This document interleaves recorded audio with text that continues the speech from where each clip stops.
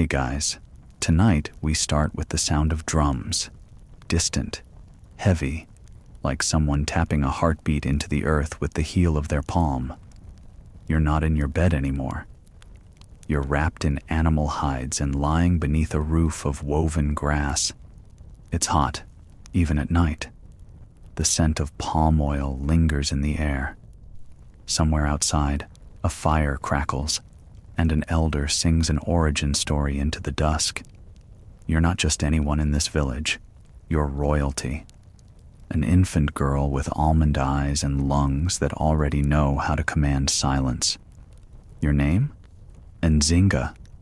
Born in 1583, probably, because no one back then was really checking calendars in Mbundu territory.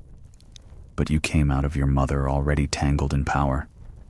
Your father, Ngola Kiluwanji Kiasamba, is king of Ndongo, a respected and fiercely independent kingdom located in what's now Angola. He's not just a warrior. He's a statesman, a man who can both ride into battle and walk out of negotiations with more land than he started with. And he's got plans for you, even though you're a girl. Now, here's the part where your cradle isn't just a cradle. It's a lesson. You grow up hearing not lullabies but council debates. You don't play with dolls. You trace maps with your fingers. And while the palace walls sing with music and rituals, you learn that trust is more fragile than ivory. Oh, and the quirky tidbit? Legend has it your birth was unusually smooth. Your umbilical cord was wrapped around your neck, but you survived. Your name, Nzinga, literally comes from that. To twist, or to turn. Even your arrival into the world was complicated and dramatic, like an omen, or maybe a preview. Now, we're not saying the stars aligned or anything, but astrologers in your father's court probably whispered a little extra that night. After all, your kingdom's in flux. Portuguese settlers and slave traders are inching closer, pretending to smile while tightening the chains. You're going to grow up watching the slow bleed of your homeland, traded acre by acre, life by life, for musket barrels and wool scraps. But not just yet. For now, you toddle through palace courtyards, chasing sunbirds and trying to mimic your father's royal posture. You're sharp-eyed, often silent, and you stare too long at the generals who bow to your father. It unsettles people. Historians still argue whether your early education included formal combat training or was strictly ceremonial. Some say you could throw a spear by age 10. Others say you mastered Portuguese before you could braid your own hair. The truth, as always, probably lies somewhere between the poetry and the propaganda. But what's certain is this. Even before you could ride a horse, you could read a room, and that will matter a lot more. So here you are, small and regal in your father's compound. The smell of millet and ink and leather books surrounds you. You sit near the flame at night, pretending not to listen, while men plot borders and barter for peace. You do listen. You always do. So, before you get comfortable, take a moment to like the video and subscribe. But only if you genuinely enjoy what I do here. And hey, drop your location and what time it is where you're watching from. I love seeing the map light up. Now dim the lights, maybe turn on a fan for that soft background hum, and let's ease into tonight's journey together. You're older now, maybe 7, maybe 10. Time slips a little in this part of the world, but no one doubts that you've already outgrown most of the palace children in terms of nerve. You walk differently. You watch people like you're memorizing them. And when you speak, which isn't often, the adults pause. It's not politeness. It's instinct. Your father notices. Ngola Kiluwanji doesn't treat you like some decoration in the lineage. He treats you like a shadow, a second set of eyes. He lets you sit beside him during military reviews, and not just on feast days. You're there when he debates with chiefs, when he bribes rival clans, when he yells.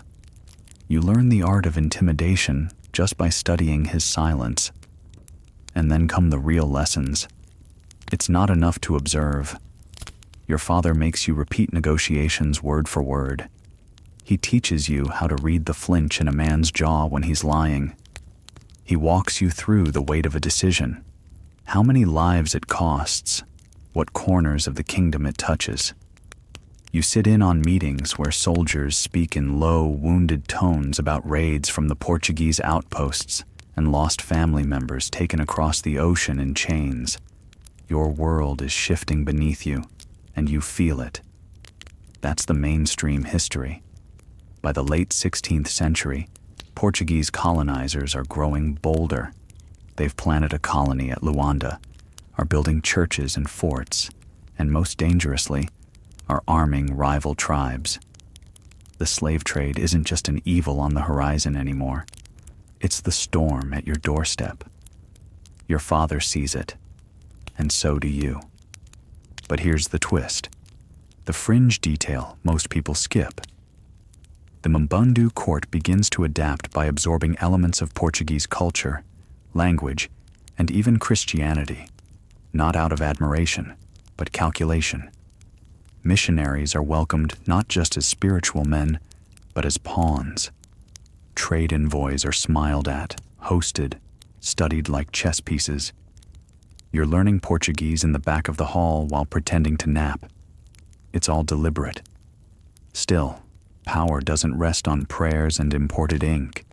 You begin to train, not with dainty flourishes, but with real weight. Sword forms, spear stances, throwing accuracy. No one says it out loud, but people whisper that the king might actually consider you as a successor. That's radical. You're a girl, after all. But it's hard to deny your presence. You make things quieter. Historians still argue whether these early years were your happiest or merely your most stable. Some say this was when you smiled the most. Others point to palace logs showing you corrected a general's battle plan at age 11. What they all agree on is that this period forged your identity, not just as a royal, but as someone who would never ask for power with bent knees. And yet, for now, you're still technically a child. You feed parrots by hand. You sneak into storerooms and taste spices you're not supposed to touch. You have a favorite horse with uneven ears. The world hasn't yet asked you to bleed for it. But it will. There's one afternoon where everything foreshadows what's coming. A visiting Portuguese envoy is offering your father gifts, mirrors, trinkets, a few muskets. You're in the back, half hidden, eyes sharp. When he gestures too casually at the slave pens outside the fortress, your fist clenches. Later, you ask your father why he let the man speak so long. He replies, "Because sometimes the snake shows its fangs before it strikes. Better to count its teeth first." That night, you practice drawing your knife, not out of fear, out of preparation. You're learning that kingdoms don't fall all at once. They erode, one conversation at a time. And you and Nzinga are already learning how to sandbag the cracks. Now you're 13, maybe 14. The firelight flickers off your cheekbones as you sit cross-legged on the palace floor, listening to 3 languages bounce off the walls. Kimbundu, Portuguese, Latin. You understand all of them now, not perfectly, but enough to hear the lies wrapped in compliments, the hesitation tucked inside half-translations. You're becoming fluent in a more dangerous language, power disguised as politeness. This is where you begin to master what no one else in your village seems to. The language of knives and beads. The Portuguese come bearing rosaries and crucifixes, yes, but also cloth dyed in European blues, metal buttons that shine like captured moons, and muskets, those sacred objects of imperial leverage. They trade them for ivory, for gold, and more often, for people. You've seen it with your own eyes. Families torn apart, chiefs bribed into silence, neighbors forced to kneel beside cages. And the worst part? Some of it happens with smiles. That's what haunts you the most. So you study. Not just the Portuguese, but your own people's reactions to them. You learn how fear looks when it's trying to pass as pride. How greed wiggles into the corners of a chief's voice. How your father pauses before he speaks with a priest. Not because he respects him, but because he's weighing the cost of every word. Here's a curious tidbit most people miss. Your tutors include not just Mbundu elders, but Jesuit missionaries who genuinely believe they're saving you. You let them. You attend lessons. You bow at the right times. You even repeat Latin hymns with a sincerity that makes one of them tear up. Then you go outside and practice knife throwing. Historians still argue whether this dual life, half devotee, half dagger, was part of your own design or your father's strategy. Either way, it hardens you, turns you into something more than royal. You become fluent in contradiction, and contradiction is a powerful weapon. One evening, a minor noble from a nearby region brings a gift. 2 children, roped at the wrists, to be offered as tribute. He says it's to strengthen our alliance. You're standing behind your father's throne. You don't flinch, but your hands curl into fists behind your back. Your father dismisses the noble, quietly, completely. Later, he turns to you and says, "To rule is not to look away. It is to know what must be done and still carry the weight." You don't sleep much that night. By this age, you're also beginning to understand ceremonial symbolism. The way a necklace isn't just jewelry, it's a political signal. The way a drink offered or refused in the wrong order could spark a war. You attend weddings and funerals not as a guest, but as a spy. You catalog alliances by how long someone holds your gaze. In one memorable scene, you find yourself standing beside a visiting Portuguese captain during a naming ceremony. He leans down to ask, in halting Kimbundu, why your kingdom doesn't simply modernize. You reply, in Portuguese flawlessly, that kingdoms don't need fixing just because they don't kneel. He doesn't laugh. You don't smile. This is the language of knives and beads, charm and threat, silk and steel. And while all this is happening, your education, your espionage, your quiet rebellion, the Portuguese are laying more roots. They're building churches, trading posts. They're marrying into local families to gain legitimacy. They say the right words, light the right candles, and draw more and more power into their nets.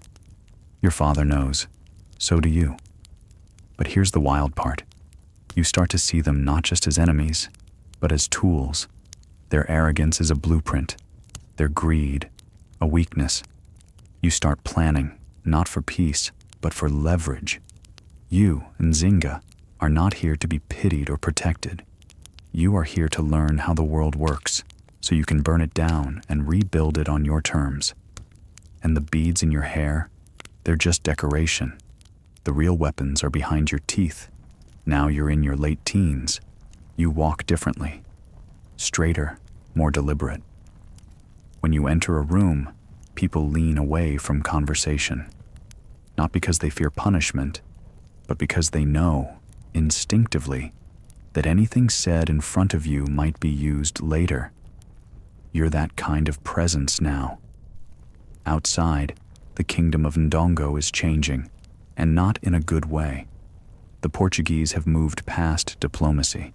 They've begun to dig in, like ticks. Forts rise on hills that once held sacred groves. Trading posts bloom along the Kwanza River like mold. The missionaries are no longer guests. They've become anchors. And the people? Many have grown used to the sound of chains. This is where you learn that colonization doesn't always scream. Sometimes, It whispers. The mainstream fact. By the early 1600s, the Portuguese have firmly established themselves in Luanda. They've appointed a colonial governor, are importing enslaved people by the thousands, and have begun manipulating regional politics with terrifying efficiency. They're playing the long game. And your father, he's fighting it. He leads military expeditions. He signs temporary truces. He sends messages to Spain, pleading for recognition, for protection, for balance. But each year, he loses more leverage, more land, more allies. The world is closing in. You begin to see it in his eyes. He's still fierce, still proud, but tired. He knows he won't see the end of this. And that knowledge starts to harden something in you, a kind of internal steel. You start taking on more responsibility. You draft treaties. You attend more military briefings. When chiefs meet at court, they now include you in the discussion, not because they want to, but because they have to. You've become your father's voice in rooms where his presence is too dangerous. One night, your father doesn't return from a border skirmish. Not because he was killed, he just chose not to show. Too much risk, too little gain. You lead the next council meeting yourself. Your tone is even. Your eyes are calm. No one questions you. Here's a quirky detail the history books rarely mention. You once organized a mock trial of a Portuguese soldier caught stealing from a village market. Not just for justice, but for spectacle. You made it theatrical, ceremonial, something that echoed down the grapevine. And it worked. Theft from local merchants declined for months. Historians still argue whether you were consciously laying the groundwork for your own reign or just doing what had to be done. But one thing is clear. This isn't a coming-of-age story. It's a slow coronation, dragged forward by necessity and fire. The Portuguese, of course, begin to notice you. There's a captain who tries to court you, half diplomat, half spy. He offers you trinkets, tells you you're too intelligent for tribal life. You laugh in his face and tell him he should try living in a jungle where the snakes have names and politics. He never brings you gifts again. You've also become a symbol now. Girls in the villages talk about you. They mimic your walk, your braid, your defiant posture. You don't ask for their admiration. You don't need it. But it follows you all the same. And then comes the moment, small and unrecorded, when your father calls you into his quarters at night. He tells you, with a voice like slow thunder, that things will fall apart soon, that the kingdom may not hold, that betrayal might come from within. He doesn't ask you to save it. He just asks you to remember who you are. That's when you realize he's already preparing for death. Not physically, politically, spiritually. The war with Portugal isn't going to end in his lifetime. It might not even end in yours. But the resistance, the refusal, that must never die. So you go back to the council room. You adjust your voice to carry a little farther. You tilt your head a little less. You write your own reports now, in flawless Portuguese. And in the back of your mind, something begins to shift. You're not just his daughter anymore. You're his contingency plan. You're 20 now. Maybe a little more, maybe a little less. Time gets blurry in the shadow of war. The royal compound is quieter these days. Not silent, just tense. Like everyone's waiting for something to give way, and you feel it in your bones. The end of one world, the jagged start of another. And then, it happens. Your father is dead. There's no battle, no grand final stand. Just illness, age, or maybe heartbreak. No one is quite sure. You don't get the luxury of mourning. The moment the funeral chants begin, the court starts to shake like a termite-bitten tree. power doesn't sit still for long. Your brother, Mbandi, claims the throne. Now let's pause here and be very clear. Mbandi isn't exactly the villain in a soap opera. He's smart, political, but he's also insecure. Deeply. The kind of insecure that sees your competence as a threat, not a gift. And he knows you're popular. Among the people, among the generals, among the elders. So he does what weak kings do. He tries to erase you. First, he strips your title, then your ceremonial guards, then your advisors start vanishing like morning fog. At one point, you return to your quarters to find your maps burned and your scrolls missing. And yet, you don't scream, you don't beg, you just wait. Here's a quirky piece of trivia. Mbandi bans mirrors in the palace, says they're European decadence. But rumor has it, he couldn't stand looking into one and seeing your resemblance to their father. Historians still argue whether your brother's paranoia was rooted in actual plots against him, or was self-inflicted. Some even speculate that he feared your alliances with Portuguese contacts would rally the colonizers to your side, which, joke's on him, was never your plan. But now you're considering it, because what Mbandi does next crosses a line. He orders the execution of your infant son. There's no trial, no warning, just an announcement. Your child was a threat to royal succession. You're told after it's done. The women who served as your midwives are arrested. Some vanish. And you still don't scream. Instead, you disappear. You retreat from the court. No grand exile. Just silence. A soft fade. You walk out of the capital with no entourage, no ceremony, just your mother and a handful of loyalists. You vanish into the hills.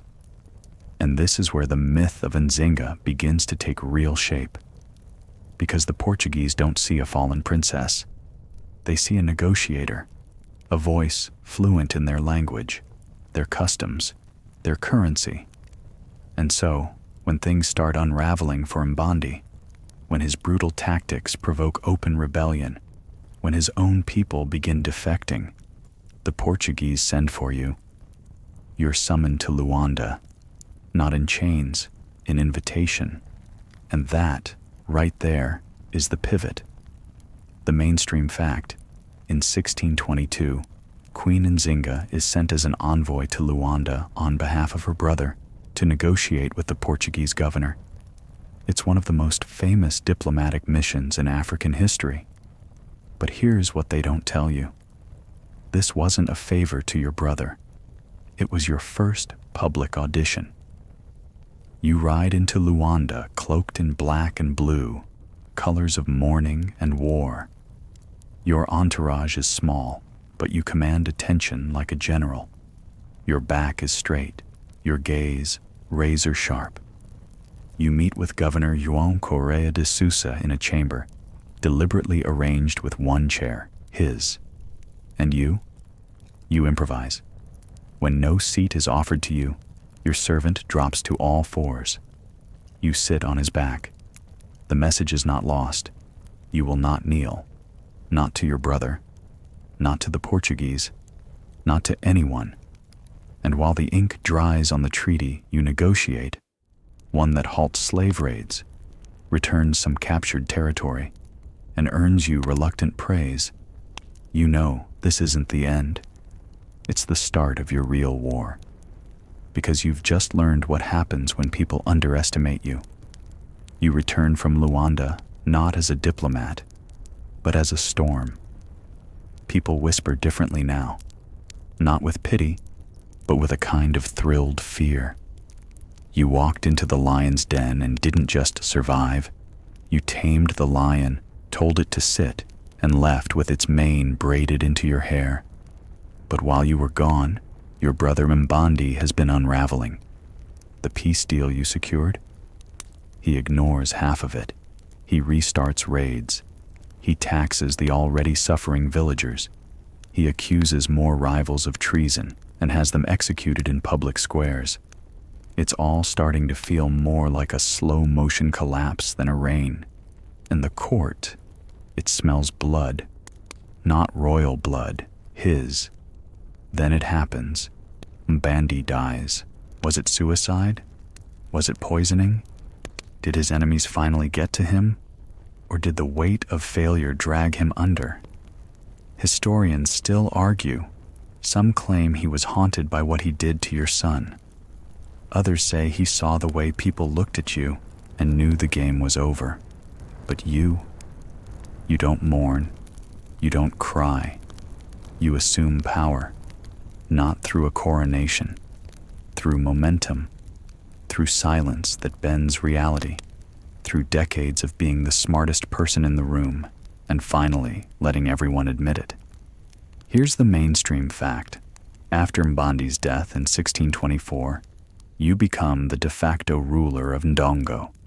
Some call you queen, some call you regent, but you call yourself what matters: leader, commander, architect of resistance.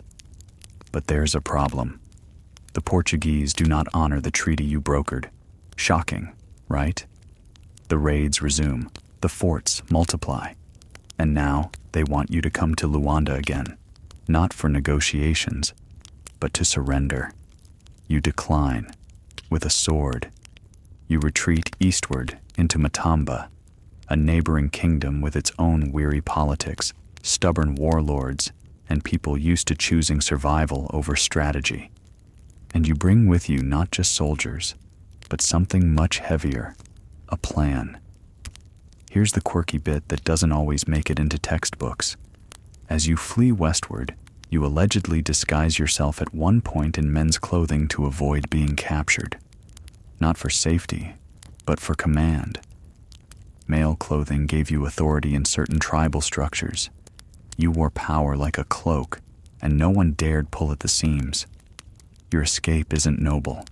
It's messy. Guerrilla. You burn bridges behind you, literally. You break alliances. You bribe mercenaries. You watch old allies defect. But each loss just carves you into something sharper.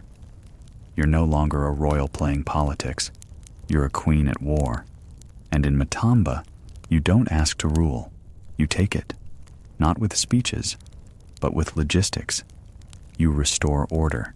You negotiate marriages. You feed the hungry. You make Matamba your new capital and begin weaving the broken pieces of Ndongo into something stronger. And the Portuguese? They call you a rebel, a savage, a liar. Which, let's be honest, probably means you're doing everything right. This is the version of Nzinga that echoes through history like a drumbeat. Furious, brilliant, and deeply tired of being underestimated. You establish new military hierarchies. You restructure the tax system. You ban certain practices that weakened unity and enforce others that increase morale. You don't just survive, you build. And yet, the ghosts follow you. You still dream of your son sometimes, his tiny fingers, his laugh. You never speak his name out loud. But at night, under a sky stitched with stars and smoke, you whisper to yourself, "They will not erase me."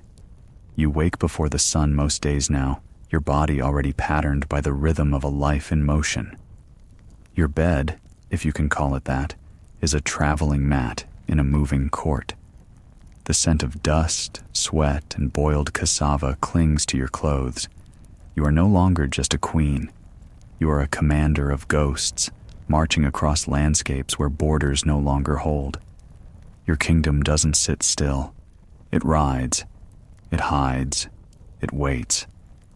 You've taken Matamba as your base, yes, but that doesn't mean you're rooted. The terrain is your true capital now. Winding rivers, dense forest paths, and caves that echo with the footfalls of soldiers. You rule from horseback, from jungle outposts, from places the Portuguese cannot map, and you thrive in this chaos. The mainstream fact. After consolidating her rule over Matamba in the 1620s, Nzinga adopts guerrilla warfare as both necessity and ideology. She becomes infamous for turning Angola's terrain into a living weapon.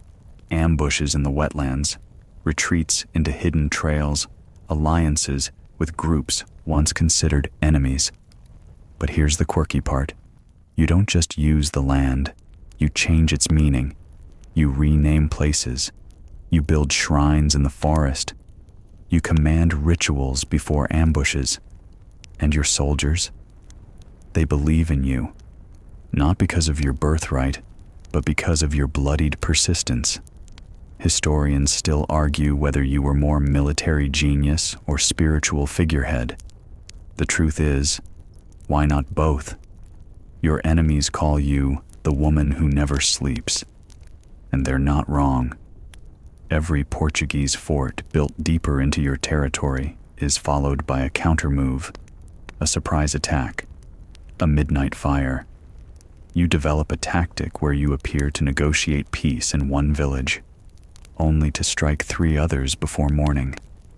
It's not dishonor, it's survival with flair. You forge alliances wherever you can, with bandit groups, with former enemies, even with fleeing slaves who join your forces in exchange for freedom and vengeance. You give them both. You understand what they've lost, and you know you'll never let the Portuguese take what's yours. Sometimes, when you ride at night, you think about your father, what he would say if he could see you now, no longer his shadow, but his echo sharpened into a spear. One day, a missionary turned military advisor questions your morality, says your war destabilizes the region. You stare at him for 5 full seconds, then say, "Stability is what the invader always begs for after they've stolen the land." He never brings it up again. There's a story, maybe legend, maybe not, about how you once took a Portuguese prisoner, fed him, nursed his wounds, and then sent him back with a message. "I'm not here to become what you are. I'm here to end what you brought." No one ever confirms if he made it all the way back. You're not immortal, but rumors of your power stretch beyond the reach of muskets. Some say you can't be killed unless you name your killer. Others claim your soul rides in the wind ahead of your army. You let the myths grow. They do half your work for you. And still, the raids continue. The Portuguese press in. They send more governors, more envoys. Every few years, someone arrives promising peace talks. But what they really mean is surrender. You smile, and you sharpen your knives. You know what they still haven't learned. You don't rule from a palace. You rule from memory, from fire, from the refusal to disappear. And you're just getting started. You ride into the village before sunrise, draped not in gold, but in mud and branches. Camouflage. Dignity doesn't need polish anymore. It needs armor that blends into tree bark. It needs silence when the dogs are barking and patience when the gunpowder is wet. You've stopped counting the years, but you haven't stopped counting your enemies, and among them now is a far more subtle threat. Exhaustion. Not just your own, but your people's. The forests are thick, the food sometimes thin. Guerrilla war wears on the soul. Even loyalty frays at the edges when the crops don't yield and the children cry too often. You know this, so you make the war sacred. Literally. You hold ceremonies before battle. You sanctify weapons. You declare fallen soldiers not just martyrs, but ancestors with purpose. You make resistance a religion, and yourself its high priestess. The mainstream history here is striking. You began blending political leadership with spiritual symbolism. Some called you a queen. Others began calling you a king. That's not a typo. See, in Mbundu culture, male and female titles don't always line up with European assumptions. But you, Nzinga, you push it further. You start dressing in full male regalia. You take male concubines. You sit on the war council, not as the king's sister, but as the king. Period. Here's the quirky tidbit the textbooks often sanitize. You required your concubines to dress as women. Yes, you flipped the gender dynamics of the court, not for fashion, but for power. You weren't playing at masculinity. You were rewriting what rule looked like. Historians still argue whether this was strategy, identity, or both. Was it a calculated act to seize respect in a male-dominated landscape, or a deeper rejection of imposed roles? They debate. You didn't. Because while they theorize, you built a moving fortress out of ideology and loyalty. You showed your people that rule didn't have to look like a white man in a collar or a weak man on a throne. It could look like you, riding barefoot through the morning dew with a machete strapped to your hip and a prayer in your mouth. And then came the meeting, the infamous one. Governor João Correia de Sousa again, or someone with his same polished arrogance. He requests a peace negotiation. You say fine. You show up late on purpose. You bring no gold, no gifts, just your army camped nearby and the memory of a broken treaty etched into your voice. And again, the missing chair. Imagine this, a European-style reception hall, only one ornate seat set for the governor. A deliberate insult, repeated from years ago. They're trying to knock you down a peg, make you kneel. But this time, you don't use a servant. You don't sit at all. You stand. The entire time. 3 hours of tense, politically barbed discussion. You answer questions without blinking. You propose terms without asking. You do not flinch. You simply stand there, unmoved, until even the Portuguese sweat. That becomes legend, a new kind of throne. Later, in your own camp, someone offers you wine to celebrate. You laugh, just once, and then you walk away to sharpen your blade. Because there's one thing no colonial army has ever prepared for: a woman who fights like a man, rules like a god, and negotiates like the ghost of every ancestor they ever tried to silence. You hear the news before anyone else does. It arrives not by messenger, but in the silence of the trees, in the hesitation of your scouts, in the uneasy shifting of your generals around the fire that night. Your brother is dead, not Mbandi. That was years ago. This is your other brother, the last one you trusted, the one who stayed when the others fled, the one who carried your banner into the western provinces while you held the eastern lines. Captured, tortured, executed by the Portuguese. His name is never said again in camp.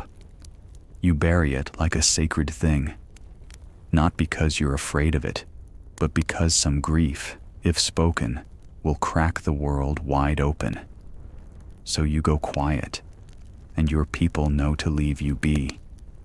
You sit by the river that night, eyes fixed on the current, wondering if it's possible to make peace without betrayal, wondering if you ever truly believed it was. That's the thing about power. It doesn't allow for grief to last long, because the next morning, you ride. No ceremony, no drums, just you and the rising sun. You lead a retaliatory strike, not out of rage, but out of precision. You target a Portuguese camp known more for arrogance than readiness. You wait until they're at prayer. Then you remind them that not all kingdoms kneel to crosses. It works. Loudly.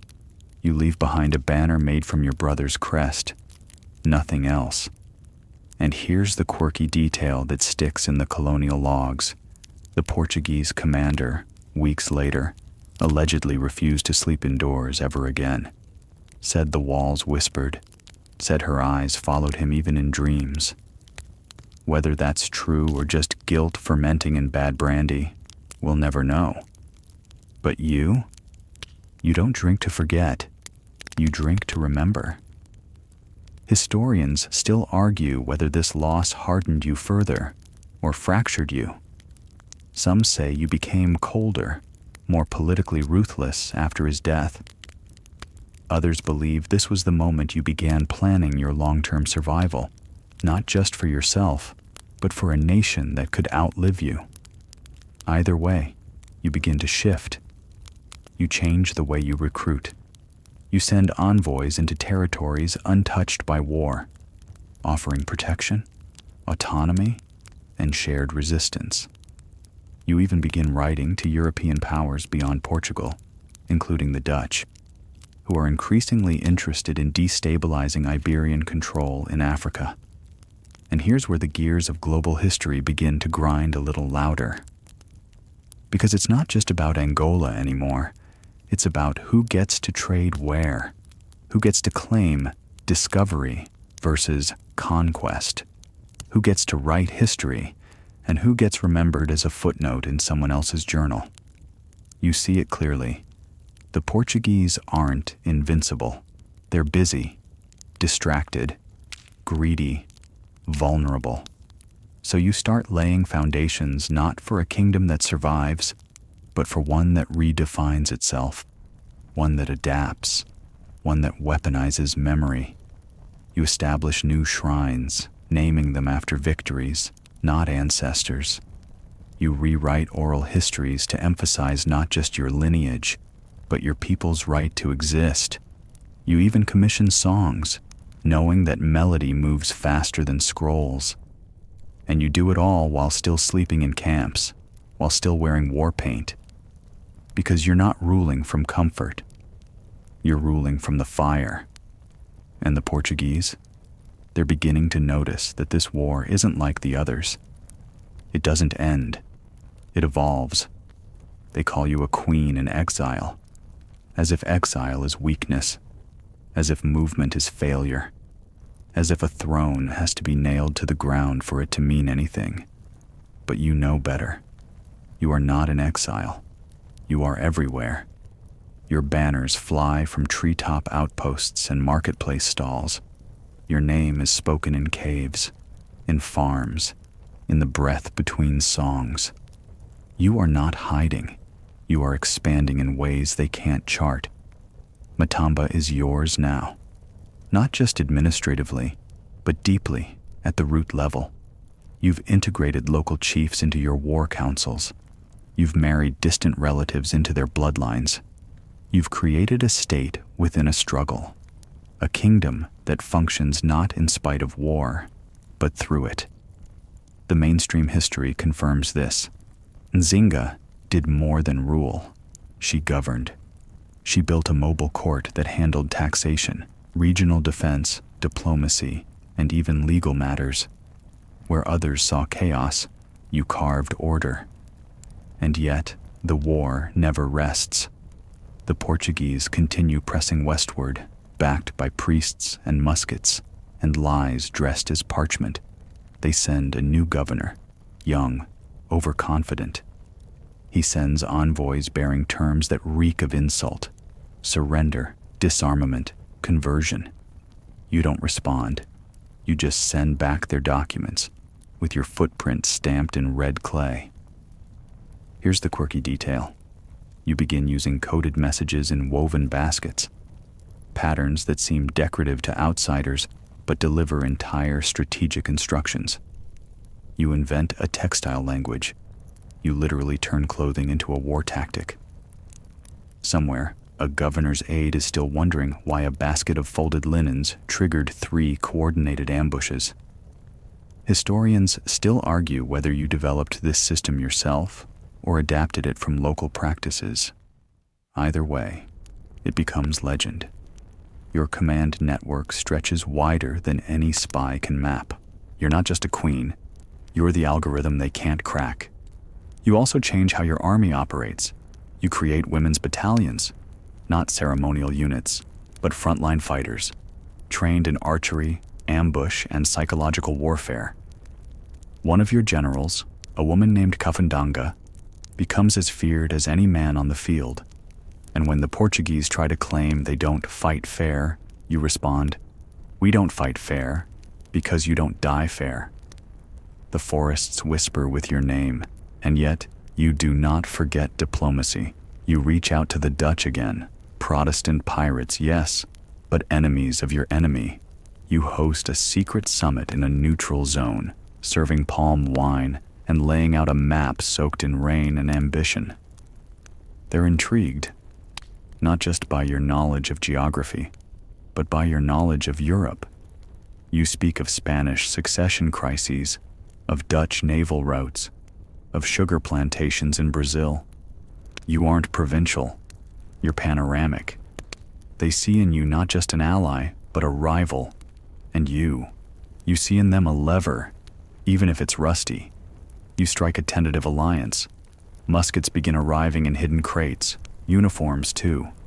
It's not perfect. They still trade slaves. But you're not here for purity. You're here to win. And now you have guns. Lots of them. This changes the calculus. The next time the Portuguese enter your territory, expecting the usual resistance, they're greeted by volleys of Dutch gunfire from high grass and tree platforms.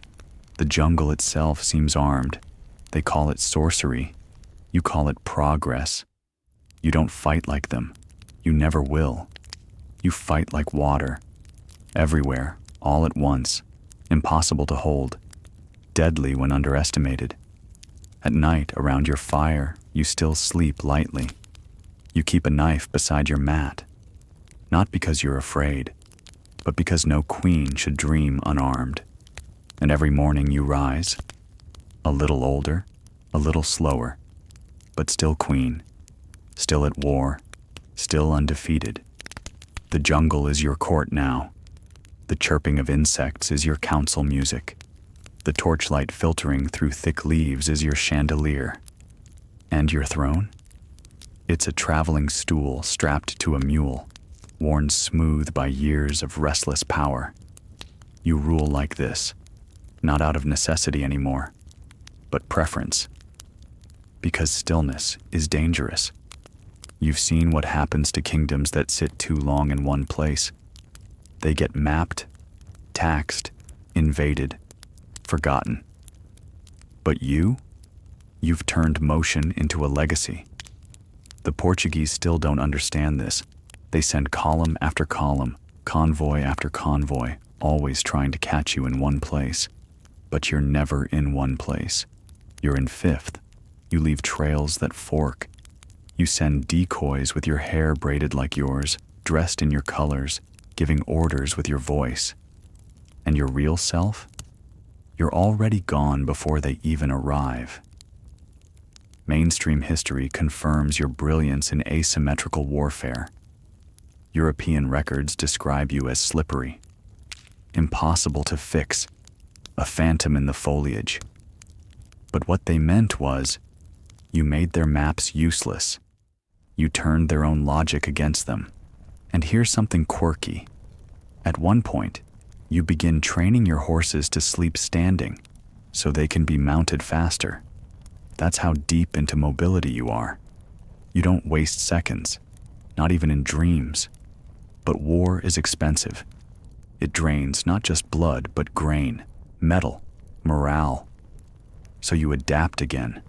You establish a rotational farming system. Regions under temporary ceasefire are tasked with producing food for others still under siege. You create traveling storage hubs disguised as trade posts. Your economy becomes mobile too. Still, hardship presses in. The Dutch prove unreliable. Their attention drifts to Brazil, to Caribbean sugar, to European drama. They stop returning your envoys. The muskets slow. The powder gets damp. So you do what you always do. You pivot. You begin crafting alliances with neighboring African leaders, not based on fear, but on shared memory. You remind them, today it's Matamba, tomorrow it's them. You speak of land lost, families torn, languages drowned in Latin. Some listen, others don't. Those who don't find themselves at the receiving end of quiet campaigns, caravans that vanish, villages mysteriously emptied, chiefs who disappear after one too many Portuguese banquets. You don't broadcast these moves. You let rumor carry the weight. Historians still argue whether your strategies bordered on paranoia or were perfectly rational responses to betrayal. The line between visionary and tyrant thins when survival's on the line. But your people? They follow. Because you deliver what no one else has. Resistance that works, even if it's ugly, even if it's exhausting, even if it leaves scars in places no songs will reach. And then there's the story of the forest witch. She appears during one of your northern retreats. Elderly, draped in feathers, eyes milky with age. She offers you a charm, a tiny woven figure made of twigs and bark, meant to protect a leader from being betrayed by her own men. You don't believe in superstition, but you keep the charm, not because it's magic, but because it reminds you. Loyalty must be fed like a fire. You start traveling more with your soldiers, eating with them, listening. You demote those who command poorly, promote those who bleed without complaint. You replace court formalities with rotating councils. Your rule becomes less about bloodline, more about momentum. You are not just Nzinga anymore. You are war. You are willpower. You are the refusal to vanish. The rains come early this year. Thick curtains of water beat against tents and armor. Paths become rivers. Rivers become traps. Even your most seasoned trackers lose their sense of direction for a few days, stumbling through mud with curses half swallowed by thunder. But you don't stop. You never do. Because you've learned something about empires. They hate discomfort. The Portuguese troops, mostly conscripts and convicts, wilt in the wet. Their boots rot. Their gunpowder clumps. Their morale trickles out like rain from a broken gourd. And you're in your element. This is your jungle. This is where you fight best. The mainstream accounts acknowledge your mastery of terrain warfare. Portuguese chronicles describe your ambushes as spontaneous lightning, erupting from nowhere and vanishing before the smoke clears. One commander swore your soldiers descended from the trees like ghosts, which is dramatic, but not entirely inaccurate. Here's the fringe detail. Some of your ambush teams trained with bird calls. Each unit had a signature whistle. If you heard a double chirp, you ducked. A long trill meant flank left. Portuguese troops never cracked the code. They thought it was just noisy forest nonsense, right until a musket round whistled past their head. Your jungle isn't a backdrop. It's a co-conspirator. But this isn't just warfare. This is performance, psychological warfare at its finest. One of your favorite tactics involves misinformation. You bribe merchants to exaggerate your army's size. You send false deserters into enemy camps with sob stories about your weakness. You leak fake retreat plans, and when they take the bait, you collapse a valley road behind them and erase a whole battalion. You're not just outfighting them, you're outthinking them. Still, the war drags on. Decades now. And there are moments when the cost catches up to you. You sit by a fire one night, listening to a boy recite a folk tale about a lioness who lived so long her roar was forgotten. You don't interrupt, but you hear the metaphor. The next day, you give orders to have village musicians compose new war songs, louder ones that mention your name every fifth beat. Memory, like loyalty, needs maintenance. Historians still debate whether your later years were marked by desperation or reinvention. But in truth, it was both. You were adapting constantly, because stillness, again, is death. You also begin working closely with herbalists and midwives. You integrate local knowledge into your medical corps. Soldiers with shallow wounds return to battle faster. Soldiers with deep ones die with comfort. You even create rotating rest camps to allow recovery without compromising frontline presence. Your army, your people, your identity, it all blurs now. You are the war, and the war is you. But you never forget what you're fighting for. Not just freedom from the Portuguese, not just vengeance for your family. You're fighting for the right to exist without apology, to live without being remade in someone else's image, to keep the name Nzinga spoken with both reverence and fear. And when word comes that another European governor is being shipped in, a man with new maps, new titles, new intentions, you smile, because they're still doing the same thing, still treating you like a problem to be solved, still playing checkers. And you're already 3 moves ahead in a different game entirely. Dawn filters through the canopy like spilled tea, soft and golden, but never still. You wake not to bird song, but to silence, that heavy, suspicious silence that comes before bad news. Your sister has been captured. Kifunji, your youngest, your last living sibling, the one who always sang off-key, even at court ceremonies, the one who made you laugh when your generals forgot how. The Portuguese took her during a nighttime raid, not in battle, at a village aid post, helping nurse the wounded. She was unarmed.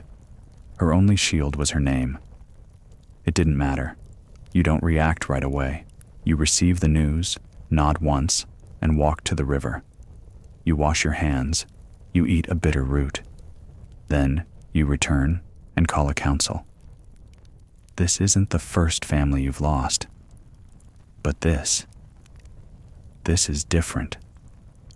Because they didn't just take your blood. They took your witness. Kifunji was your anchor to softness. The final thread tying you to what you used to be before all this mud and metal and myth hardened into armor. The Portuguese send a message. Negotiate or she dies. You don't respond. Not immediately. The mainstream accounts are clear. Kifunji was eventually executed by the Portuguese. No trial, no mercy. Hung in the square of a frontier outpost as a symbol of deterrence. But if it was meant to shake you, it didn't. You don't shatter. You calcify. Here's the fringe detail whispered in oral history. The Portuguese claimed she cursed them with her last breath. Not in Portuguese, not in Latin, but in Mbundu, loud and defiant. The soldiers guarding her allegedly refused to eat meat for a week afterward. Superstition? Probably. But when fear enters a colonizer's gut, truth doesn't matter. Your revenge isn't loud. It's surgical. You identify the outpost. You study its water supply. You bribe the messengers. You wait until the soldiers are drunk on stolen rum, and then unleash 3 squads of veteran scouts. The garrison doesn't survive the night. You don't recover her body. You don't need to. You build a shrine at the edge of your next camp. You name it not for her death, but for her defiance. And you begin a new ritual. Before every campaign, a soldier must sit in silence by the shrine for 1 hour, to remember what's at stake, to remember who they serve. You never mention her in speeches, but her name is written into your strategies, into the ambush sites, into the call signs whispered before a charge. Historians still argue whether this was the moment you truly gave up on peace, whether this was the hinge between rebel and revolutionary. But you stopped caring about their categories long ago. You start wearing darker colors, fewer ornaments. You keep your weapons closer. You dismiss 2 advisors for speaking too soon in a meeting.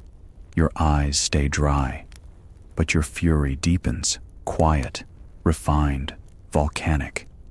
And the Portuguese, they escalate. They begin burning whole villages. They take hostages. They declare your name illegal in Christian settlements. Missionaries hold sermons against the she-demon in the jungle. One governor refers to you as Africa's Jezebel.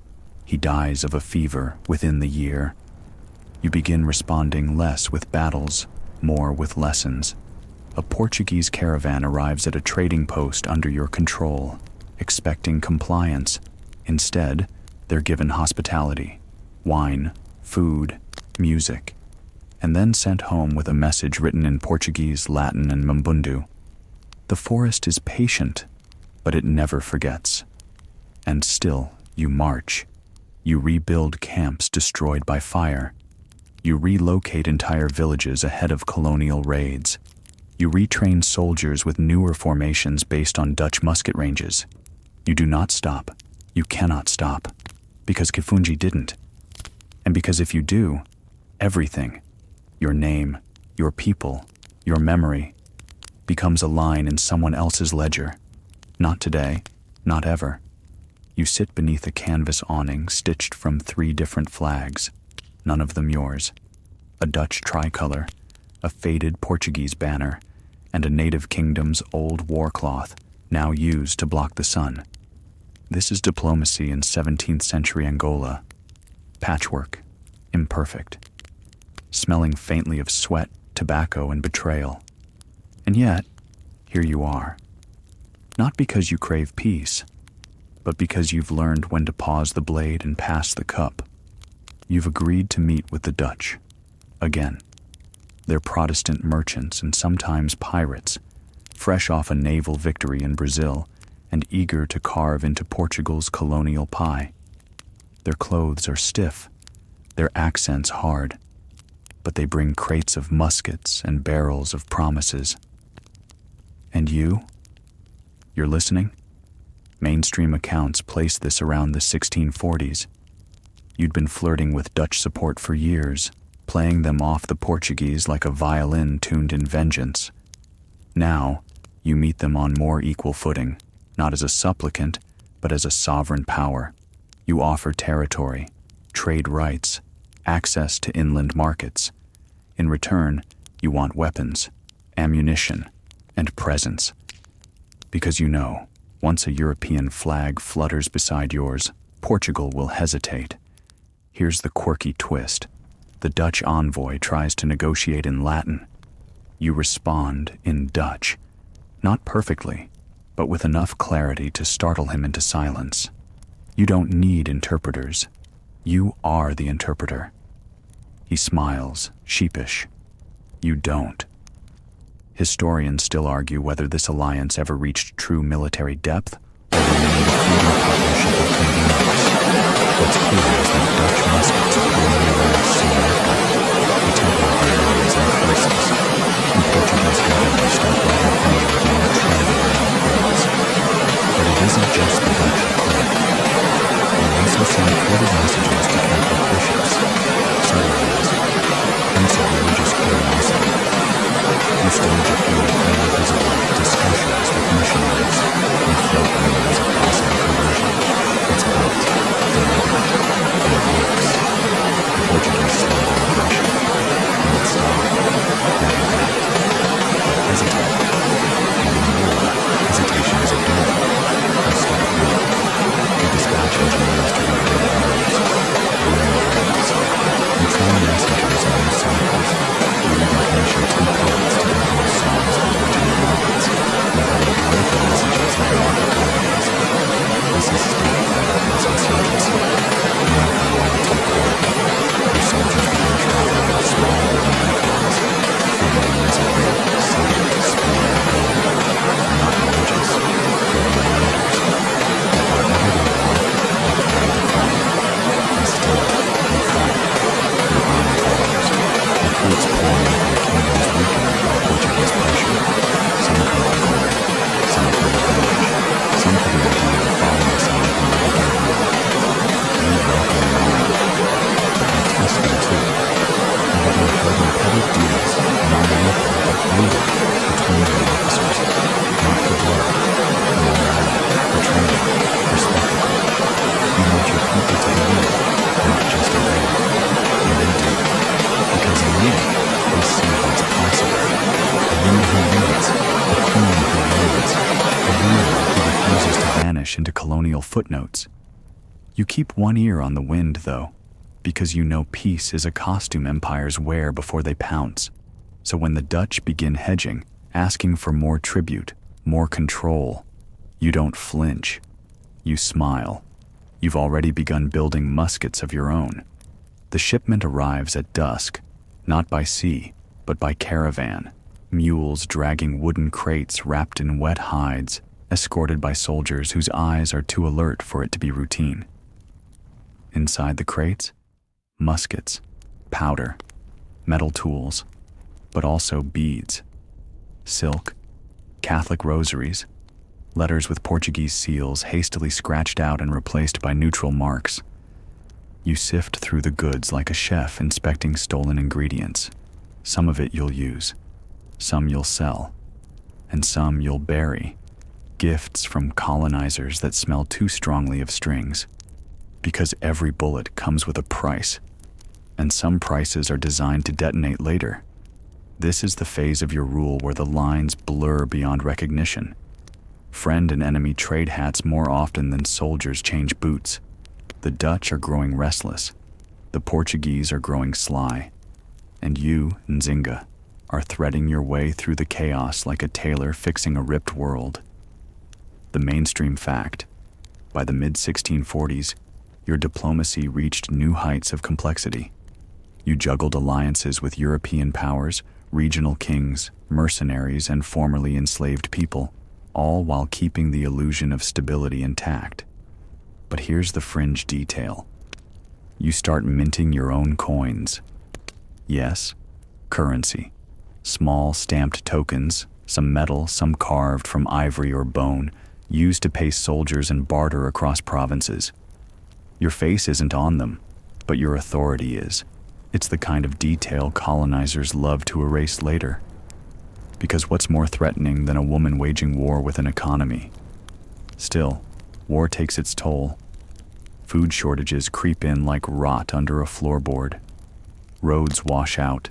Crops fail in the south. You lose a key general to malaria, and his replacement is loyal, but slow. You adjust. You always adjust. You shorten supply lines. You tighten the ration rules. You shift your troops to lighter gear, better for ambushes, and harder for cavalry to track. You create ghost patrols, troops who move in erratic patterns, leaving behind fake campfires and decoy footprints. Let the Portuguese waste their strength chasing shadows. And still, you fight. There's a particular raid, one of your finest. The Portuguese garrison was stationed on a plateau, smug in its elevation. You waited for the dry season, then you poisoned the wells below. Not lethally, just enough to create dysentery, just enough to make sleep unsafe. Then, when the camp was half sick and half starving, you sent in a dozen of your best scouts with no weapons, just flags, offering mercy. They opened the gates. You took the fort without firing a shot. Historians still argue whether it was strategy or witchcraft, and you let them. Because fear, once planted, grows faster than maize. But your greatest weapons aren't your raids, they're your policies. You begin formalizing a legal code, nothing written but widely known. Crimes are judged by elders. Punishments are proportionate. You standardize marriage rights, including those of captured women. You regulate trade to limit corruption. You create not just resistance, but a livable world within it, a nation inside a war. And slowly, painfully, it begins to work. Children born in Matamba grow up knowing only your laws, only your symbols. They don't know a Portugal where their parents bowed. They only know your throne, weathered, nomadic, fierce. One night, while reviewing patrol logs, you hear a child outside singing your war chant like it's a lullaby. You don't interrupt. You just close your eyes and let the sound carry. Because this is why you keep going. Not for peace, not even for revenge anymore, but so that long after your bones rest, your rhythm remains.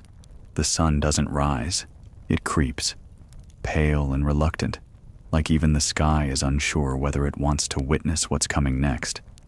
Your scouts return just after dawn, their faces tight, their boots muddy. The Portuguese are building a new fort, farther east than ever before, on sacred ground, not just territory, ancestral land, a place where your mother once brought you as a girl to plant cassava and whisper prayers into the dirt. You do not speak when they tell you. You simply stare at the horizon, where the earth is already scarred by foreign ambition. The mainstream records will mark this as a minor incursion, just another military move. But to you, it's a line crossed, not of strategy, of spirit. And so, you act, not with rage, with orchestration. You spend 3 days in silence, drawing maps, reviewing tribal records, consulting with elders who still remember where the sacred trees were felled. Then you call a meeting, not just of generals, but of priests, midwives, hunters, and the oldest woman in the northern provinces, who hasn't spoken publicly in 10 years. You don't ask for approval. You ask for memory. Because this retaliation won't just be a battle, it will be a ritual. Here's the quirky detail. Before launching your attack, you require every soldier to smear their face with ash from that very land. You say it's to remind them what they're fighting for. Some claim it makes them invisible to bullets. You don't correct them. The strike happens at twilight. You use fire first, not to destroy, but to disorient. Smoke rolls into the fort like an omen. Then silence. And then your soldiers rise from the ground, out of gullies, trees, brush. They don't scream. They don't chant. They move like wind and end like thunder. The fort falls before the stars are done climbing. You give the prisoners a choice. Walk west and never return, or stay and bury the dead, stone by stone. Most walk. You turn the fort's remains into a shrine, not with marble, with silence. No one speaks above a whisper there again. Even birds seem to change their call. Historians still argue whether this campaign marked a spiritual turning point in your leadership. Some say you began seeing the war as sacred duty, not political struggle. Others say you always saw it that way, and now simply made it plain. But your soldiers notice a shift. You begin carrying a carved staff, half spear, half symbol. You hold it during judgments. You raise it before meals. You never explain its meaning. And then, something unexpected happens. A Portuguese emissary arrives, alone, on horseback, bearing no weapons, just a letter, sealed, trembling in his hands. It's a request for ceasefire talks, not an order, not a demand, a request. He addresses you as Her Majesty. And you smile, just slightly. Then send him back with a sealed gourd filled with honey and ashes, sweetness and memory, a parable disguised as a gift, because you know what they don't. This isn't just a war anymore. It's a story, and you are its author. You return to your capital, now more a network than a place, and order schools built, not formal ones, learning circles, knowledge fires, where elders teach children not just names and dates, but how to listen, how to remember, how to tell stories that bite, because someday you will be gone. But if the children know the songs, the resistance will never die. The rains taper off, the rivers swell, then settle, and for the first time in years, the jungle feels quiet, not peaceful, not safe, just quiet. In that way, a crowd hushes before someone important steps onto the stage, because now the war is no longer constant. It's strategic. You've fought them to a standstill, not just with blades and bullets, but with time, with endurance. You've outlasted governors, generals, treaties, betrayals. You've made Portugal revise its maps. You've made history hold its breath. And still, you don't trust the quiet. Mainstream history acknowledges this lull, a period in the late 1640s when the war effort slows. Both sides, Nzinga's forces And the Portuguese are exhausted. They call it negotiation season, but you know better. This isn't peace, it's recalibration. You use the moment wisely. You fortify, not with walls, but with people. You send emissaries across Central Africa. You reaffirm pacts. You marry off nieces and nephews. You invite rival chiefs to your council fires. You teach them not just how to fight, but how to outlive the fight. Here's the quirky bit. During this time, you create a secret courier network of elderly women. Yes, women over 60, warriors in their youth, now respected grandmothers. No one suspects them. They move between villages with baskets of herbs and letters sewn into the lining of their cloaks. The Portuguese never crack the system. You also begin restructuring your laws. You standardize grain measurements. You formalize land inheritance. You allow certain conquered peoples to retain their customs in exchange for tribute and military support. You turn rebellion into civilization, but not without cost, because for all your strength, your body begins to protest. Slowly, a stiffness in the knees, a heaviness in the chest. One day you dismount awkwardly and your ankle twists. It heals, but the message is clear. Even fire grows tired. Still, you press on, and it's during this period of wary calm that another envoy arrives. Not Portuguese, not Dutch, a priest, older, kind eyes. He carries a message from the Vatican. Recognition, not formal, not loud, but symbolic. A letter acknowledging you as Queen of Matamba and Ndongo. It's written in Latin and Portuguese. It refers to you as a leader of Christian virtue. Historians still argue why you accept this gesture. Some say it was strategic, part of a long game to gain European legitimacy. Others say you had a genuine interest in the teachings, especially those that spoke of justice, endurance, and resurrection. What's undeniable, you begin to study Scripture. Quietly, you allow a chapel to be built. You even take a new name in diplomatic correspondence, Dona Ana de Souza. But you never let go of your other name. Nzinga is still who you are in the jungle. And to your people, that's the name that matters. Because you're still riding, still issuing orders, still inspecting training camps and asking young soldiers how many paces they can march before drawing breath. And one day, you walk through a village and see something that brings you to a quiet, stunned halt. A little girl, maybe 8 years old, barking orders at a group of boys. She has a stick for a spear. Her face is smeared with charcoal. She's mimicking you. Perfectly. Down to your stance. You don't interrupt. You watch from a distance. And for the first time in a long while, you allow yourself to feel something warm. Not pride, not joy. Something softer. Hope. Because maybe, just maybe, your name will not be aging, and the war, somehow, isn't. Still, the tides have shifted. You've outlived the worst governors, the most brutal generals.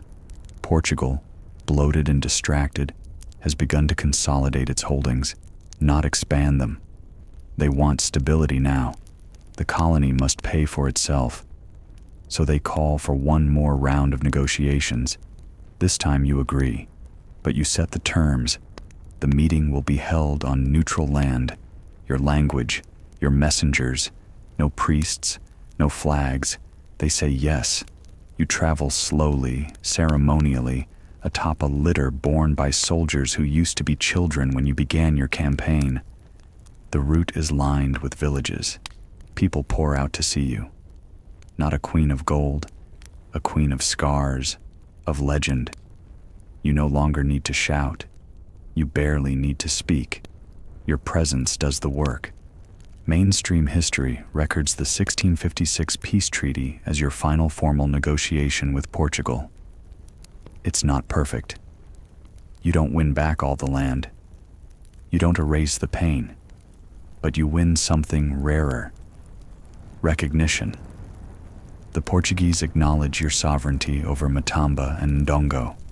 They promise to end unauthorized slave raids in your territories. They agree to mutual trade terms. They stop calling you rebel. They start calling you queen. Here's the quirky detail. Before the treaty is signed, you insist on a ceremonial exchange, not of swords or coins, but of stories. One of your advisors tells a parable. The Portuguese envoy responds with a Latin proverb. Then you offer your own contribution. The forest that burns still sings at dawn. The envoy writes it down. Later, it's found in his diary, underlined. You return to Matamba not in victory, not in defeat, but in dignity. And then you begin to prepare, not for war, for legacy. You appoint trusted advisors to govern the provinces. You host councils with village leaders, scholars, women elders. You begin shaping what your nation will be after you, not just free, but literate, independent, woven tight with memory. You build schools. You sanction new marriage laws. You ban the enslavement of war captives within your own lands. You begin correspondence with priests and poets. You tell your scribes, write it down. Everything. Because what isn't written can be erased. You even commission what some call the first formal history of your life, a mix of oral memory and written record. You dictate parts of it yourself. You make sure the parts that matter are not flattering, but true. And yet, you don't let your guard down entirely. You still train with your staff, still visit training camps, still walk, when you can, among the women warriors who grew up idolizing you. One night, a girl no older than 12 challenges you to a foot race. You accept. She wins. You laugh. And for a moment, it's enough. Historians still argue about your final years. Was it peace? Was it performance? Was it politics made softer only by age? They debate. But you're building something far more important than answers. You're building continuity. You start rising later now, not because you're lazy, because you've earned it. The weight of the crown doesn't leave, but it shifts. It becomes less a sword at your side and more a stone in your chest, a quiet, permanent thing. You walk slowly through the halls of your capital now, no longer just a moving camp or hidden grove, but a real place.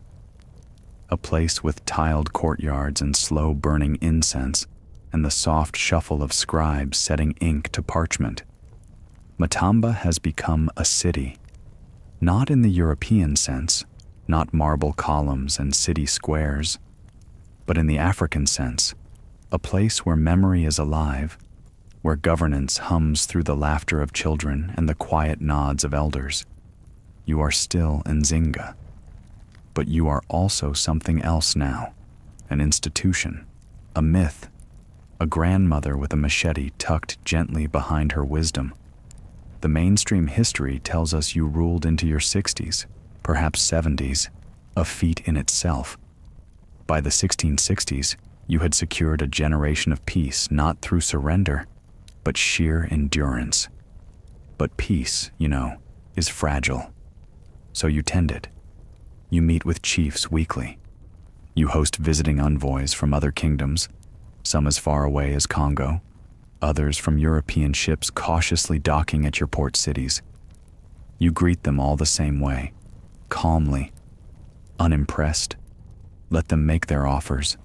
Let them boast. You sip your tea. You've buried better negotiators. Here's the quirky thing. You take up gardening. Not a hobby, a message. You plant herbs outside the palace, some medicinal, some symbolic. You invite children to help. You let the scent of lemongrass and coriander fill the paths where soldiers once marched. And sometimes, when people ask what victory feels like, you hand them a seed. Let them figure it out.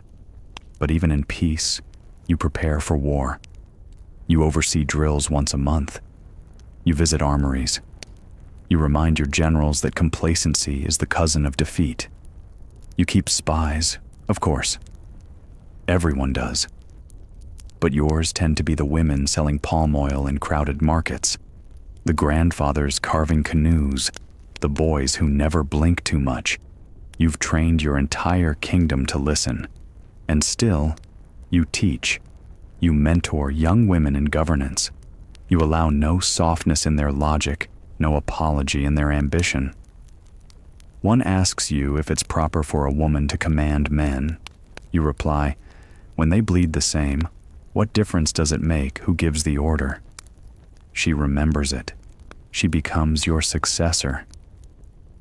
Historians still debate whether that was your final act of genius, securing not just survival, but succession, ensuring that the next queen of Matamba would not inherit only power, but instruction. You begin slowly withdrawing from public ritual, not vanishing, just passing the torch a little at a time. You attend court less, speak less, but when you do speak, it echoes. There's a ceremony held in your honor near your last birthday. No one knows the exact date, so they pick the day the rain stopped. Everyone attends, even the Portuguese envoy. He bows. You don't return the gesture, but you smile, because he knows who you are, and so do the children singing your name outside the palace walls. The mornings are softer now. You wake to the sound of roosters and reed flutes, not war drums. The courtyard smells of warm yam porridge and crushed mint leaves. Somewhere someone is laughing. A child, maybe two. You smile, but only slightly. Queens never grin. Even in old age, you maintain the posture of command. But your bones? They ache, deeply, stubbornly, like old soldiers asking for rest. You allow yourself the luxury of stillness, just a little. You sit longer in the garden. You listen more than you speak. You let the silence stretch between words like silk on a loom. The world has changed around you, and because of you. The Portuguese no longer march without asking. Their governors write you letters, carefully phrased, dripping with borrowed humility. Jesuit priests still arrive, of course, with books and blessings. But now they do so with permission. Your permission. You permit a few churches to be built. Not grand ones, but small chapels tucked among villages. You even attend Mass sometimes, quietly, with eyes half-lidded and thoughts far away. Mainstream historians often fumble this part. They see contradiction. A warrior queen who converted to Christianity. But what they miss is the nuance. You were never interested in purity, only in leverage, in legacy. Your baptism wasn't submission, it was strategy. You saw how names entered ledgers, how Catholic monarchs gained European recognition. So you took their ritual and made it yours. Dona Ana de Souza, yes, but only on parchment. In the jungle, by the fires, you are still Nzinga. Here's the quirky detail. You keep a crucifix in your chambers, carved from local wood and strung on native fiber. But beside it, always, is your mother's fertility pendant and a sliver of bone wrapped in woven bark, a relic from the war years. You sleep between worlds, and neither owns you. You begin dictating letters more slowly now. You take more time to meet with village leaders. You ask more questions about crops, rainfall, livestock births. These are the things that will outlive guns. One day, a child brings you a painted clay figure. It's you, or a version of you, complete with spear and crown. The child says, "My grandmother told me you could never die." You chuckle, then you cough, because yes, the truth is settling in your bones now. Finality, not fear, just clarity. You call your council. You summon your chosen successor. Not a replica of yourself, but someone shaped by your teaching. Someone firm, curious, less flame, more ember. You walk with her through the gardens. You say, "Don't be like me." She blinks, confused. Then you add, "Be better than what I had to be." That night, you eat little. You sit long. You stare at the moon as it climbs like a prayer over the trees. You think about your brother, your sister, your father's voice by the fire, the missionary's Latin, the snake that slithered through your first battle camp, the first time a general bowed to you without flinching. You think about everything. And then you sleep. You wake before dawn. Your breath is shallow, like the air itself has grown shy around you. The sounds of the palace feel distant. Muffled footsteps, the soft clink of a water jug, the wind brushing the thatched roof. Even the birds hold back, as if the jungle too is listening. You know this day is different. You ask for your staff, not the weapon. It hasn't been lifted in weeks. The ceremonial one, the one carved from ancestral wood and wrapped in brass bands, each representing a victory. Some of the bands are smooth from years of handling. Others are still sharp to the touch. You run your fingers across them one last time. Word spreads slowly, respectfully. The queen is not unwell, just still. Advisors arrive but don't speak unless spoken to. Priests stand by with oil and verses. Elders prepare songs they've not sung in decades, saved for this moment. And you? You ask for a scribe. There are a few things left to record. Mainstream historians rarely note the content of your final letters, but oral tradition insists they were personal, not decrees, messages, some to governors, some to generals, some to children not yet born. One was even addressed simply to her, your chosen successor.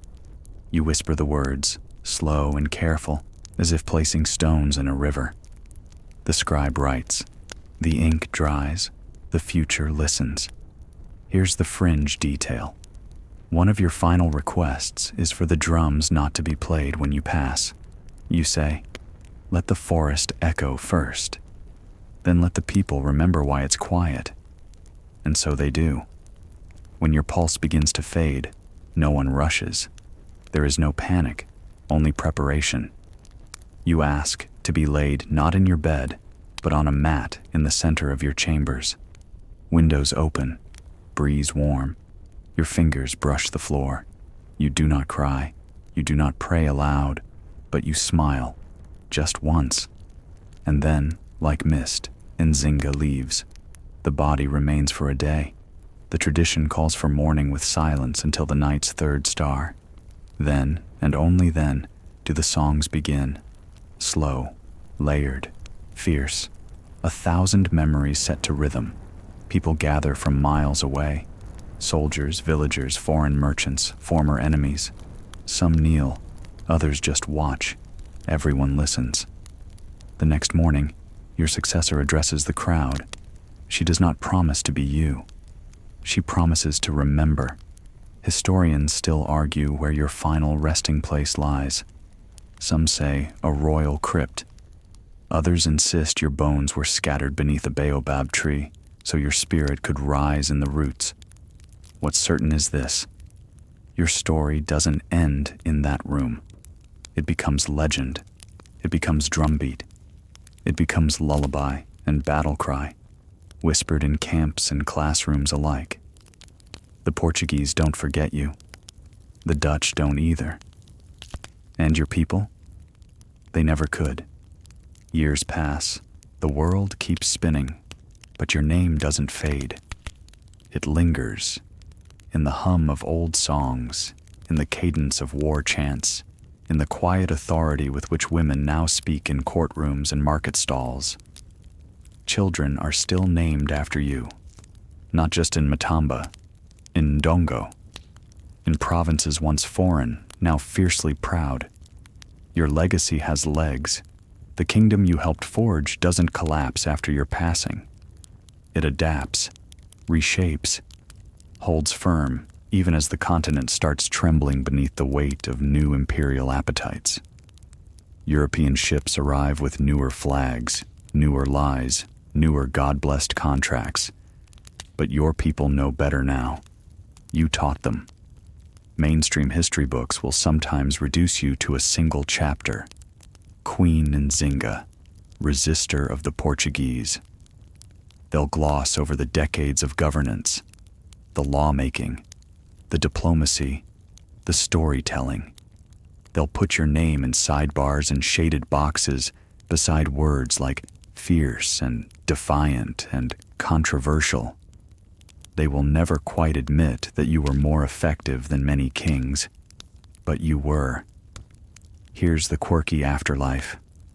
In some of those dusty European archives, letters still survive where your name is written alongside monarchs from Spain, Portugal, the Vatican, not in the margins, on the main line. They had to acknowledge you, eventually. Your people begin celebrating your birthday each year, or at least the day they agree must have been your birth. It shifts with the lunar calendar, but the rituals remain. Dancing, song, storytelling around fires. Even Portuguese words are banned for that day, only Kimbundu. Somewhere in a distant village, a storyteller once claimed your spirit was seen riding the wind through the tall grasses just before a raid. No one questioned it. And Matamba? It survives longer than most European observers predicted. Long after your death, your policies still echo, especially the land inheritance reforms, which prevent wholesale colonial seizure for generations. Your soldiers become farmers. Their children become scholars. Some even travel with trade caravans, sharing your story like gospel. They describe you not as a woman or a queen, but as a weather pattern, a force, something that changed everything. Historians still debate what exactly kept your memory so alive. Was it the songs, the laws, the sheer absurdity of your survival in a world designed to erase women like you? No one answer fits, but people remember. They remember the woman who ruled from horseback, from jungle paths, from memory, who wore Catholic names and ancestral scars with the same unflinching grace, who turned retreat into strategy and surrender into myth. You became more than ruler. You became proof. Proof that power doesn't always wear a crown. Sometimes it wears ash on its face and walks barefoot into the fire. And sometimes it wins. There's a statue now. It stands tall in Luanda, bronze, windswept, one hand on a spear, the other open as if holding court with the air itself. You're looking out over the Atlantic, chin high, unblinking. It took centuries to get there. Centuries of erasure, revision, and finally, reluctant acknowledgement. The Portuguese didn't build it. Your people did, or rather, their descendants, citizens of an Angola that still bears the scars of empire and still sings your name. Mainstream historians began to revisit you in the 20th century. Feminist scholars, Pan-Africanists, revolutionaries. They saw in you what earlier textbooks refused to: a tactician, a ruler, a woman who bent an empire without ever fully breaking herself. Universities began teaching your letters, your battles, your diplomacy. They debated your faith, your alliances, your gender presentation, not to criticize, but to understand, to measure the contours of someone whose life resisted simplification. You were no longer a chapter. You became a curriculum. Here's the quirky twist.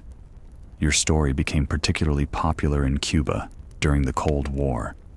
Yes, Cuba. Revolutionary thinkers admired your defiance, your use of guerrilla warfare, your mastery of ideological disguise. Posters with your face appeared beside Che and Lumumba. Meanwhile, in Angola itself, your name became more than historical. It became practical. There's a street named after you, a school, a military base, even a women's football club. And yet, none of that feels as sacred as the oral stories still told at dusk in rural villages. Old women swaying gently as they recall the queen who made the jungle speak, and young girls mouthing the words before they can fully walk in them. Statues may tarnish, books may fall out of print, but a grandmother's voice, that carries. And it's not just your greatness they remember. It's your contradictions, how you fought slave traders while engaging in the trade yourself to fund resistance, how you embraced Catholicism publicly while privately holding fast to your people's spirits, how you ruled as a woman and sometimes as a man, and always as a presence. Historians still argue what to call you.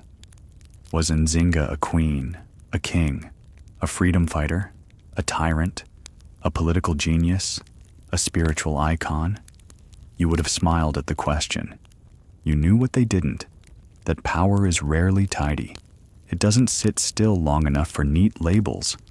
It moves, it shifts, it survives, just like you did. And in a way, you still do. Because every time a girl raises her voice a little louder in court, every time a teacher uses your story to challenge silence, every time a nation reclaims its language, its land, its memory, you stir. A breeze in the canopy, a rhythm in the drum, a shadow on the path, just ahead, reminding them that queens don't die. They multiply. The classroom is small. It smells like chalk and warm earth, and the walls are made from corrugated metal painted with leftover campaign posters. But at the front of the room, a teacher stands tall. Her name is Mariana. Her skirt is faded, her voice is firm, and her lesson today is you, Nzinga. She writes it slowly on the board, each letter forming with the same reverence someone might use to carve names into stone. The students, 8, maybe 9 years old, sit cross-legged, pencils in hand, eyes wide. Who remembers what she said to the Dutch ambassador? Mariana asks. A boy in the back raises his hand and recites it like scripture. The forest is patient, but it never forgets. And the whole class murmurs it again, not as a lesson, but as a rhythm. You're still teaching Nzinga, even now. Mainstream records won't catch this part. They'll talk about your reign in military terms, about treaties and battles, about footnotes in colonial dispatches. But this is the real monument. You in chalk, in memory, in kids who've never seen a jungle war but carry its echoes in their lungs. And here's the quirky bit. In that same classroom, hanging crooked above the chalkboard, is a laminated photograph of you, or at least someone's artistic imagining. Stern eyes, tight braids, royal regalia made from both bark cloth and borrowed empire, right next to the national flag. It wasn't always like this. You were almost erased, twice, maybe 3 times over, first by your enemies, then by your allies, then by time. But you were stubborn. You outlived paper. Even now, scholars trace your letters through Vatican archives, Portuguese war reports, Dutch merchant journals. Some of the ink is smudged, some names are missing, but your tone survives, clear, sharp, patient, like a spear wrapped in silk. They still debate your religion. They still debate your tactics. But no one debates your reach. Because somewhere in a courtroom, a female lawyer raises her voice to defend a woman's right to land. Somewhere in a university debate, a young historian hammers her palm on the desk and says, "No, Nzinga didn't just adapt, she redefined." And in Angola, in Matamba, in the whispered stories carried down from aunties and grandmothers and fire circle elders, you are not just remembered, you are consulted. You want to lead? someone says to a rising girl chief.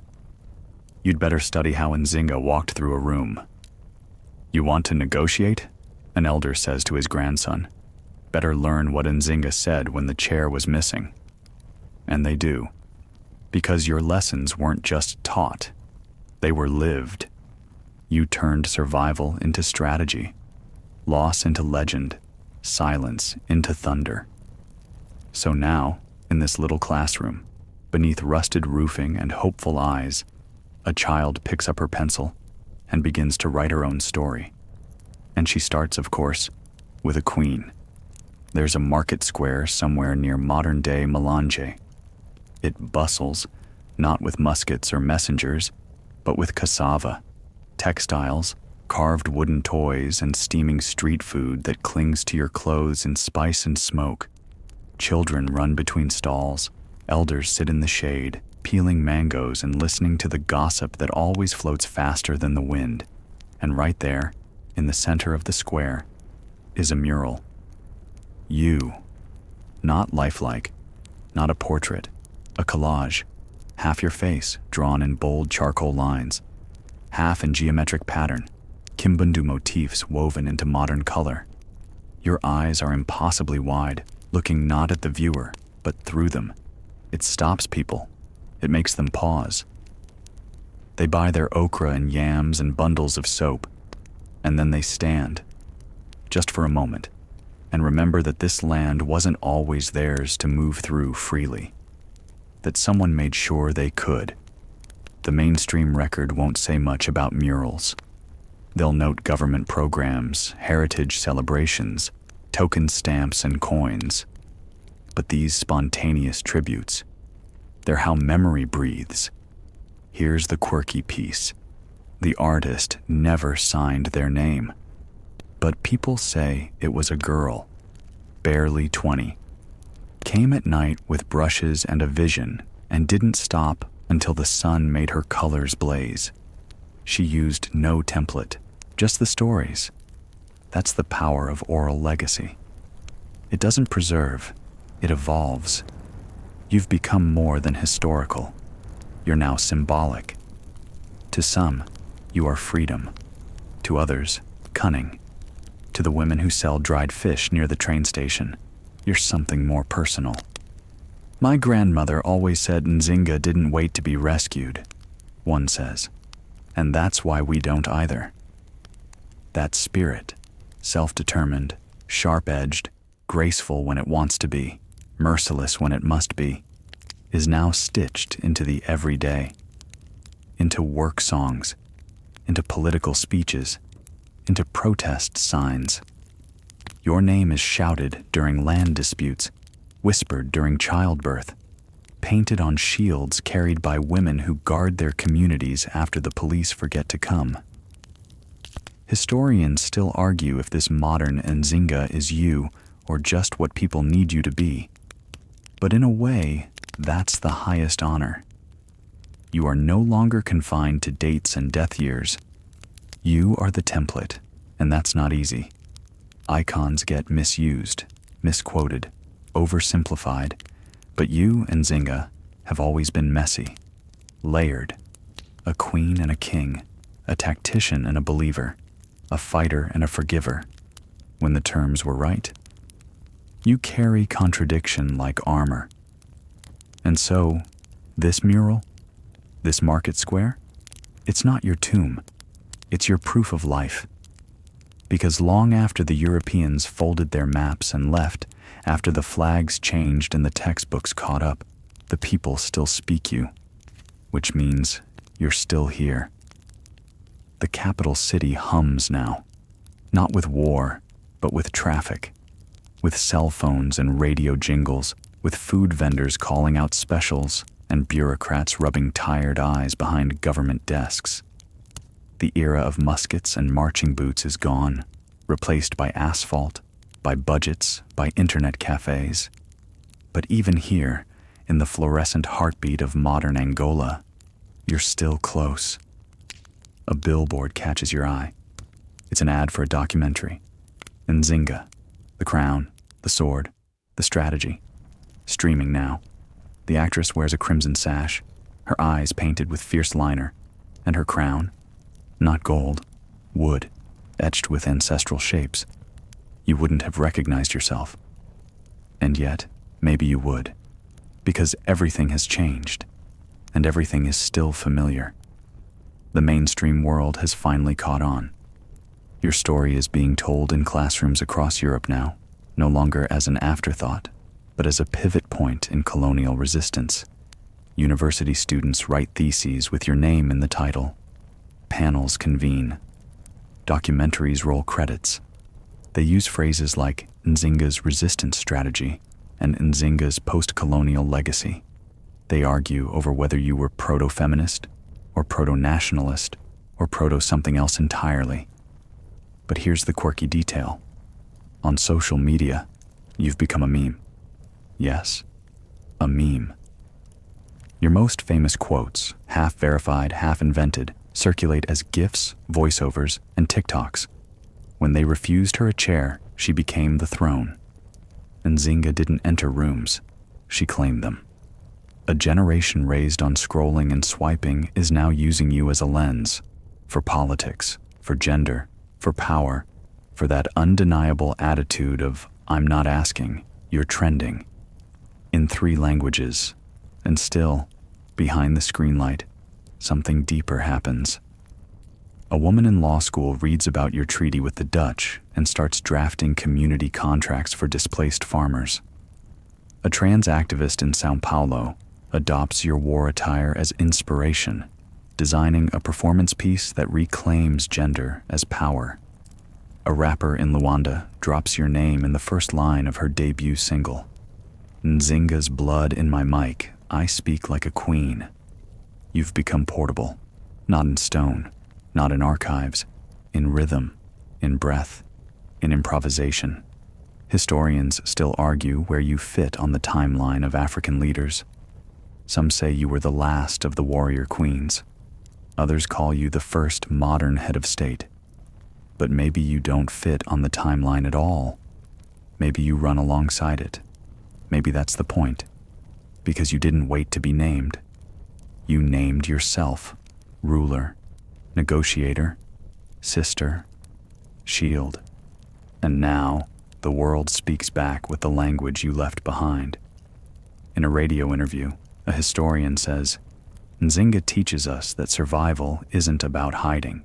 It's about staying visible on your own terms. The host nods. There's a pause. Then the next segment plays.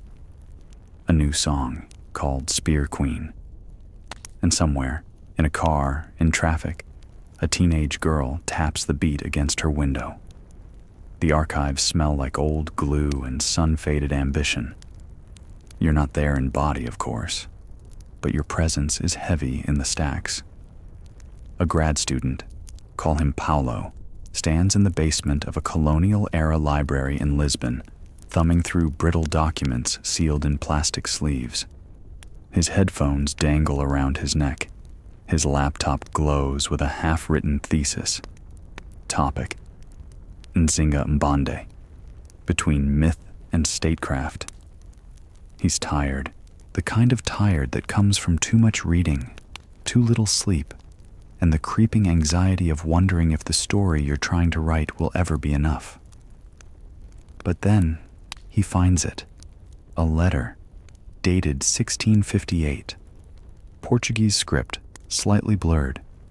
Your name, Rainha Dona Ana de Souza, clear in the header. And below it, a sentence that startles him. Not because of the content, but the tone. Firm, measured, unapologetic. You're instructing a governor not to confuse agreement with permission. He grins. Here's the quirky thing. Paulo was told by 3 different professors that your letters were formal, maybe even ghostwritten. But this feels like you. Sharp-edged, tired of repetition, speaking like someone who's been underestimated one time too many. He photocopies it, not just for his paper, for himself. Because sometimes you don't need myth, you just need proof. Mainstream scholars are catching up, slowly. They're publishing broader studies now. Nzinga as strategist, Nzinga as jurist, Nzinga as architect of cultural resilience. They're putting you in anthologies, not just as a queen, but as a thinker. And yet, for all the academic ink, your impact still lives better in people. Take Luanda's new metro station, still under construction. Locals push to have it named after you. Government officials tried proposing bland alternatives. River Station, Unity Station, National Transit, but the murals kept appearing overnight. Your name, in spray paint, your eyes stenciled above the entrance. Each time they scrubbed it off, it came back, sharper. Eventually, they gave in. It will open as Estação Rainha Nzinga. That's how legacies move now, not through royal decrees, but stubborn repetition. People remember you not because you were perfect, but because you were relentless, because you made impossible choices and still walked tall, because you negotiated peace with a dagger in your belt and dared anyone to blink wrong. And in the process, you gave the generations after you something rare: permission to be complex, to be strategic, to lead without apology, to not wait for a chair. Historians still argue what you meant to your own era. Were you a rebel or a ruler, a transitional figure, or a world unto yourself? But Paulo, sitting now with his laptop open and your words on the screen, doesn't need the answer. He just types one sentence. She did not bend history. She redirected it. And then he keeps going. It's a dusty afternoon in Huambo, and the stage is made of plywood and borrowed extension cords. The speakers crackle. The mic smells like sweat and ambition. A girl, barely 16, steps up. Her name is Sita. Her shoes don't match. Her braids are uneven, but her voice, steel. She's here for the regional poetry slam, the kind where prizes aren't money or medals but books. Books and respect. And maybe, if you really land the stanza, a ride home without having to walk the dusty road alone. She grips the mic and starts with a line that slices the air clean. Nzinga didn't need Europe's maps. She redrew the forest with footsteps. The crowd doesn't cheer yet. They listen. Because this isn't a performance. This is a reckoning. Her poem weaves your war strategy into metaphors about menstruation, migration, and matriarchy. She compares treaties to curfews. She compares your horseback rides to the way her mother carries water on her head. And then comes the closer. They tried to turn my queen into a footnote. She turned herself into a drumbeat instead. The place erupts. Even the judge wipes his face like someone just slapped him with a history book. This is what legacy becomes when it's allowed to breathe. Mainstream historians may still focus on your political maneuvering, your controversial slave trade decisions, your use of Catholicism as a tool. All real, all important. But that's not what moves people on stages like this. What moves them is your refusal to vanish. And here's the quirky ripple effect. This poem gets posted online. It goes viral. Not huge, but enough. Enough that it ends up on a diaspora blog. A Zimbabwean educator sees it and adds your story to her school's Pan-African syllabus. Weeks later, in Harare, a chalkboard reads, Nzinga Mbande, more than a queen. Back in Huambo, Sita returns to school. She's not famous. She's not a celebrity. But 3 younger girls start sitting closer to her at lunch. One of them carries a dog-eared notebook titled Warrior Queens of Africa. That's the thing about memory. It doesn't always roar. Sometimes it taps gently on the shoulder and says, you too. And you, Nzinga, have become the eternal tap. You speak in ways that bypass textbooks entirely. In clothing, where designers pattern wrap dresses after your battle regalia. In theater, where your life is staged as opera. then reimagined as a hip-hop ballet in Rotterdam. In lullabies, where mothers sing, "Sleep strong, sleep proud," Nzinga guards your dreams.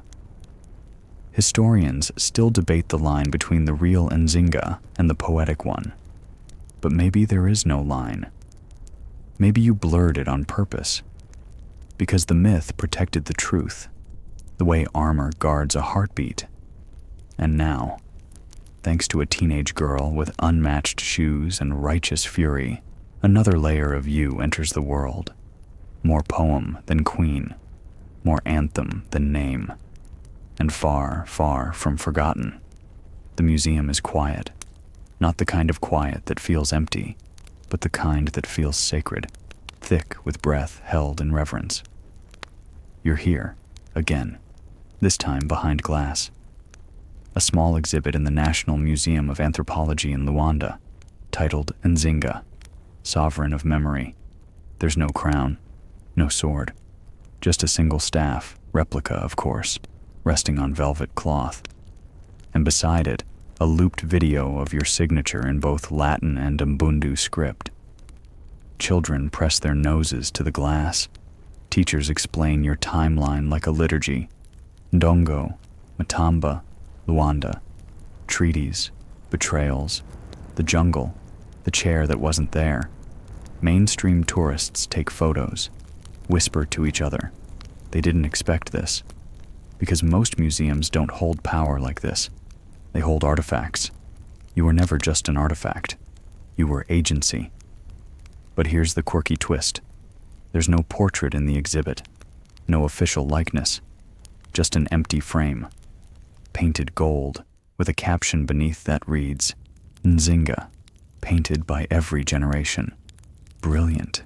You'd have loved that. Because legacy isn't a face, it's a force. It's in the docent's voice as she tells your story not with dryness, but delight. It's in the little boy who interrupts to say, "Wait, she fought the king?" It's in the old man by the entrance wearing a button that simply says, "Matamba lives." And as the crowd moves on, the video shifts. A new quote appears on screen. Power does not wait for invitation. Historians still can't quite decide if you were diplomatic first or militant, if your gender expression was practical or profound, if your Catholicism was convenience or conviction. They overthink. You outlived that question, because your legacy isn't what you said about yourself. It's what others keep saying again and again, and they are saying it everywhere now. In Ghana, a scholar is building a digital archive of African queens. Nzinga gets her own portal. Audio readings, animated battle maps, a VR forest that whispers your tactics as you walk through. In Canada, a university's Black Studies department runs a summer course called Strategies of Nzinga, Resistance and Empire. In Brazil, a muralist fills an entire favela wall with your silhouette, haloed by birds, fire, and books. And in Angola, in schools and speeches and bus stop graffiti, your name is not used lightly.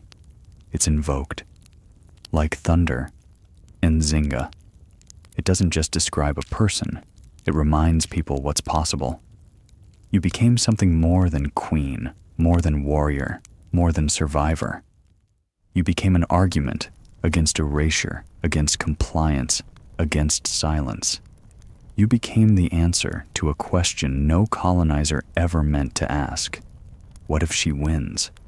And the world is still answering. Somewhere in a modern Angolan newsroom, a young reporter is editing a segment. She's 30 maybe. Sharp. Her desk is covered in sticky notes and half-drunk coffee. On her screen, footage of a protest in Luanda.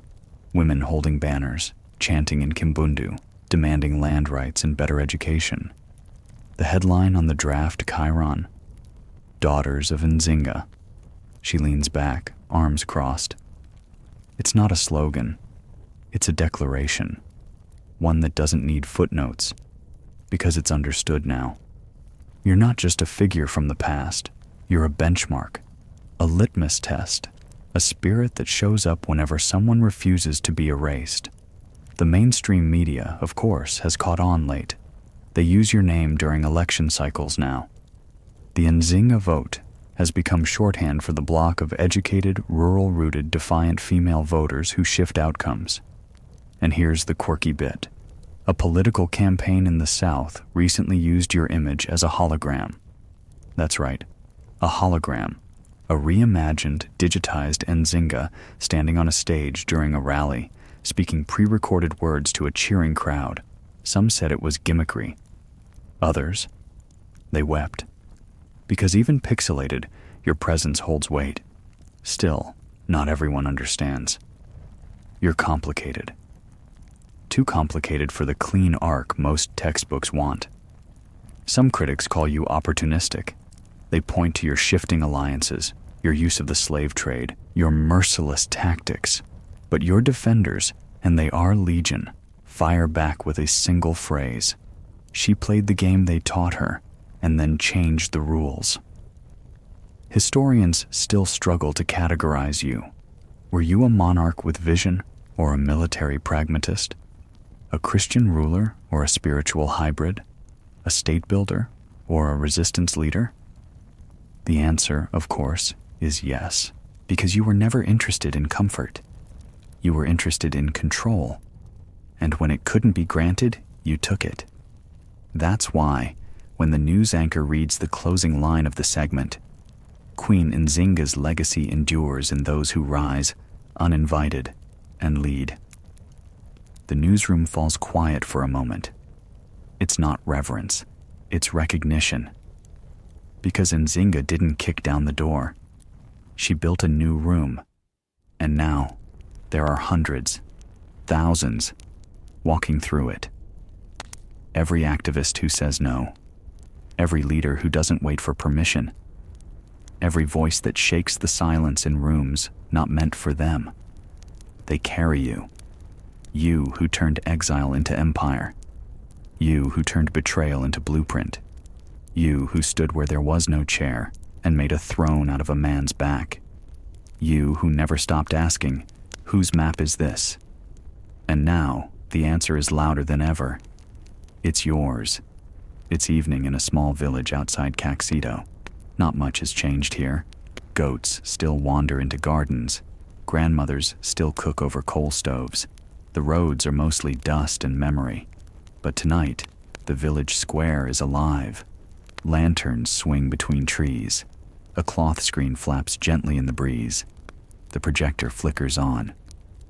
Movie night. But not just any film. This one is about you. It's a dramatization.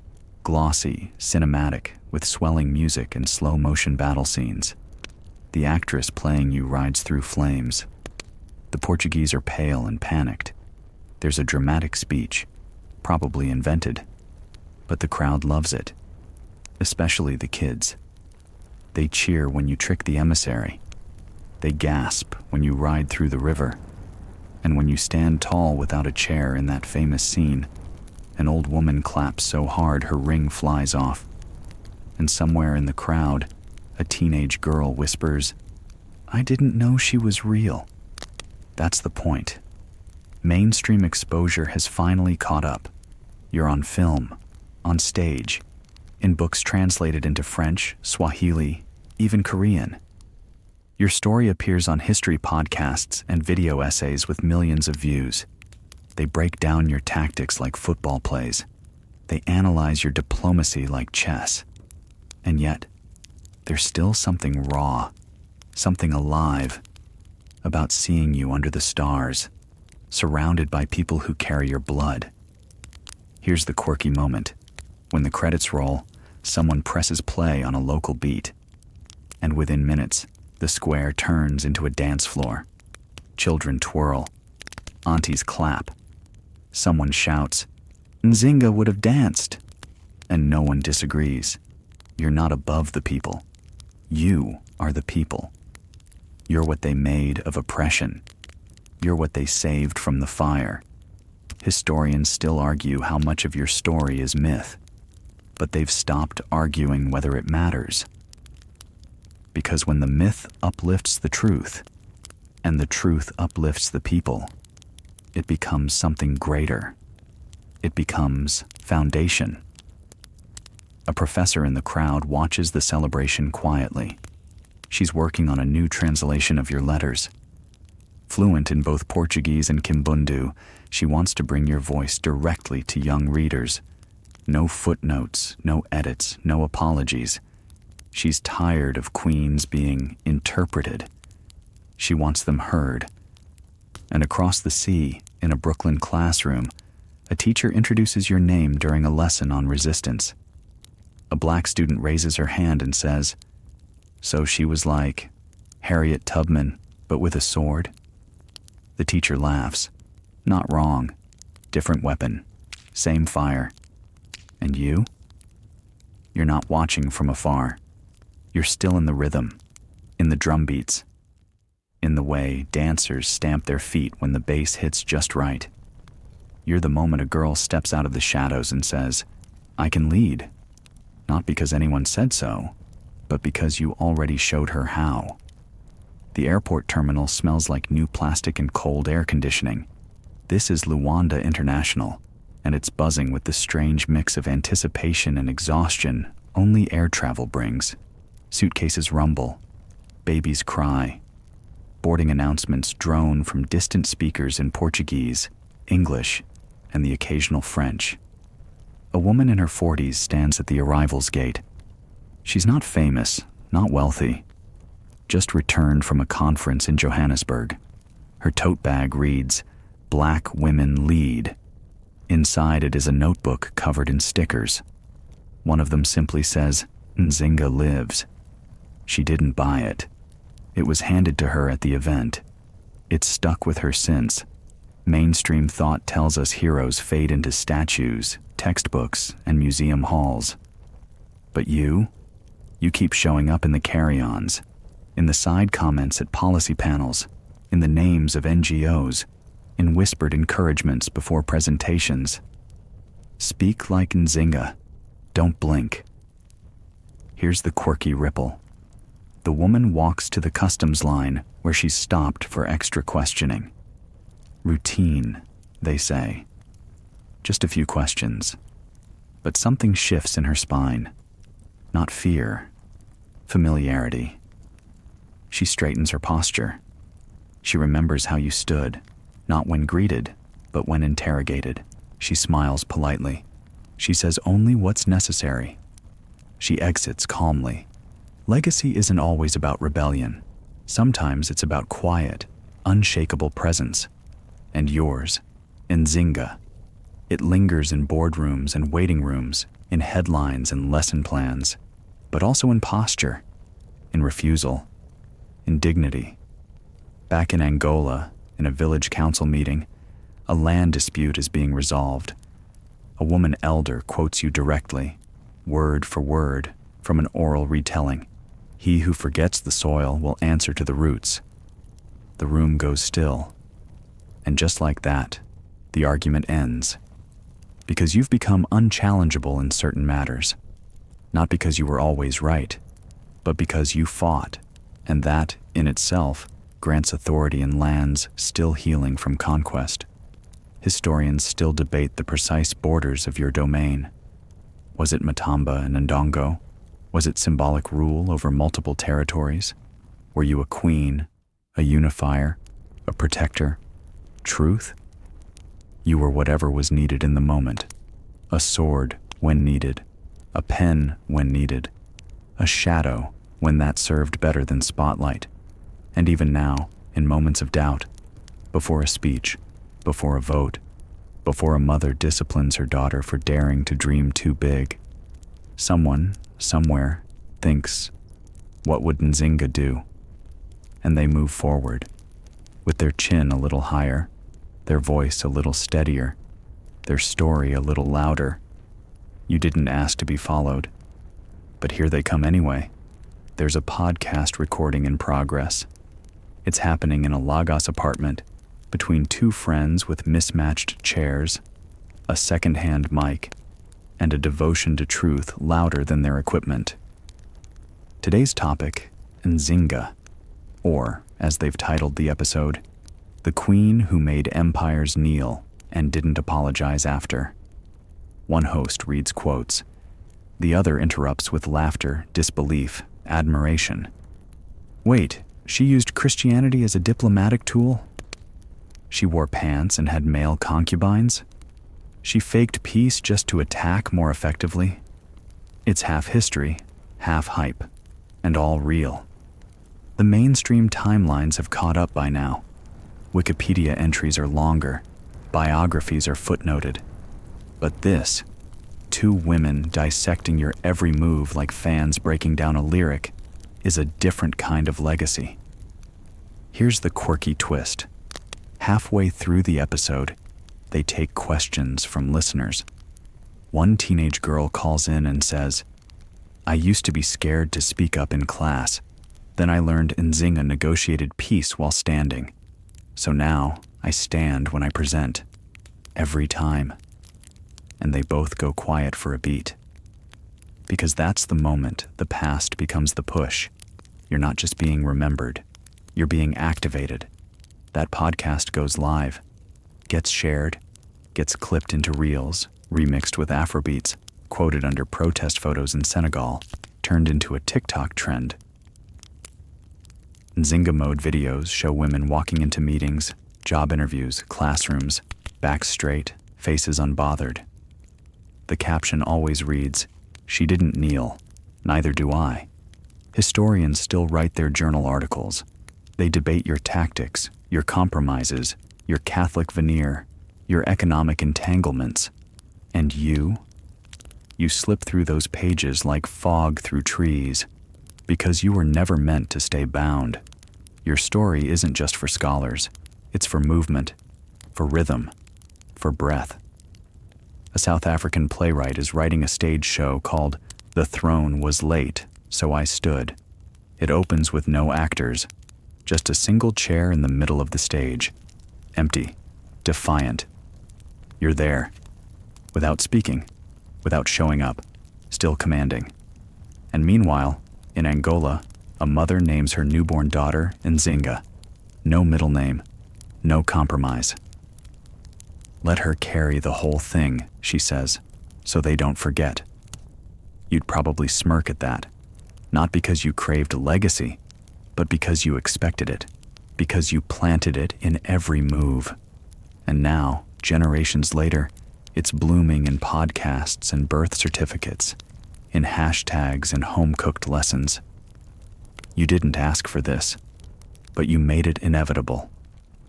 A rainstorm rolls across Angola, not the destructive kind, just one of those sweeping cinematic storms that soaks the earth and leaves the air thick with green.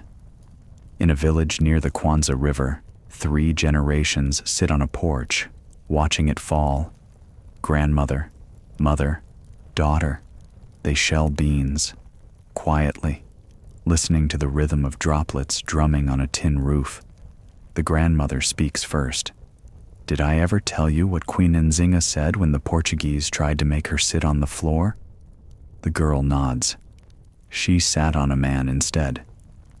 They all laugh, not disrespectfully, not as myth, as ritual, because this is how you're remembered most clearly, not just in war councils or archival footage, but in moments like this. Slow ones, familiar ones, rain falling, beans cracking, a story passed like salt down the table. Mainstream history can try to compress you into a biography, but this is your true biography, one told in porches, in kitchens, in rice fields, in jokes, in warnings, in bedtime promises. Here's the quirky ripple. That girl, years from now, will paint you on her school wall. Not as a queen, not even on a throne, but standing, spear in one hand, a scroll in the other. Underneath, in bright red, my name is still spoken. And it is, in universities in Ghana, in youth activist camps in Nairobi, in feminist bookstores in Baltimore, where your face shares shelf space with Sojourner Truth and Angela Davis. In YouTube thumbnails from high school history channels trying to decode how you kept pace with an empire and outmaneuvered it without ever wearing their crown. And in the quiet. Yes, especially in the quiet, because power that echoes doesn't always shout. Sometimes it waits, sometimes it watches, sometimes it teaches girls how to walk into rooms with their chin just slightly higher. Historians still argue if you could have done more, if your compromises undermined your rebellion, if your legacy should inspire or caution. But that's the thing about real queens. They don't offer closure, they offer firewood. And whether it's lit in a podcast, a protest, or a porch where grandmothers still carry flint under their tongues, your flame endures. The rain continues, the beans are shelled, and the girl, eyes wide, asks, "Tell me again how she tricked the governor." And the story begins all over again. It's early morning in Paris. The Musée du Quai Branly has just opened, and the galleries are quiet. A woman walks slowly through the Africa section, a coffee in one hand, her other trailing just behind the ropes, never touching the glass, but close. She's here for you. She read about you once in an undergrad history elective, Googled you after, then again during a breakup, and once more after she was promoted to team lead and was told, maybe soften your tone a little. This visit isn't about tourism, it's about reassurance. The exhibit is small, just one glass case and a looping audio track in French and Portuguese. Your name spelled bold above the display.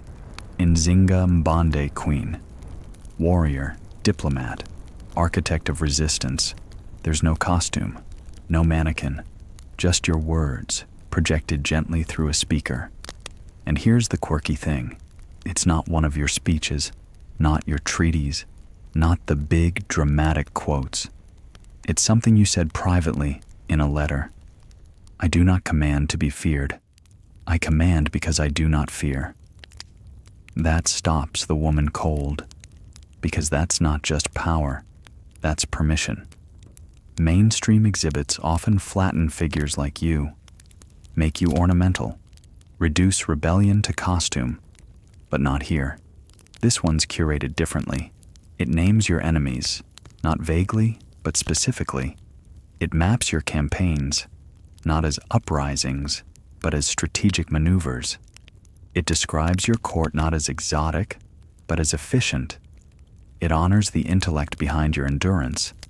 Historians still squabble over your timeline. Did you convert in sincerity or strategy? Were you a gender revolutionary or simply pragmatic? Did you trade slaves out of necessity or choice? The woman doesn't care. She knows what you are. Proof that someone before her walked into rooms not made for her and rearranged the furniture anyway. That someone once faced a world that said no and lived a life that roared back, "Watch me." She leaves the museum with something new in her chest, not just pride, strategy.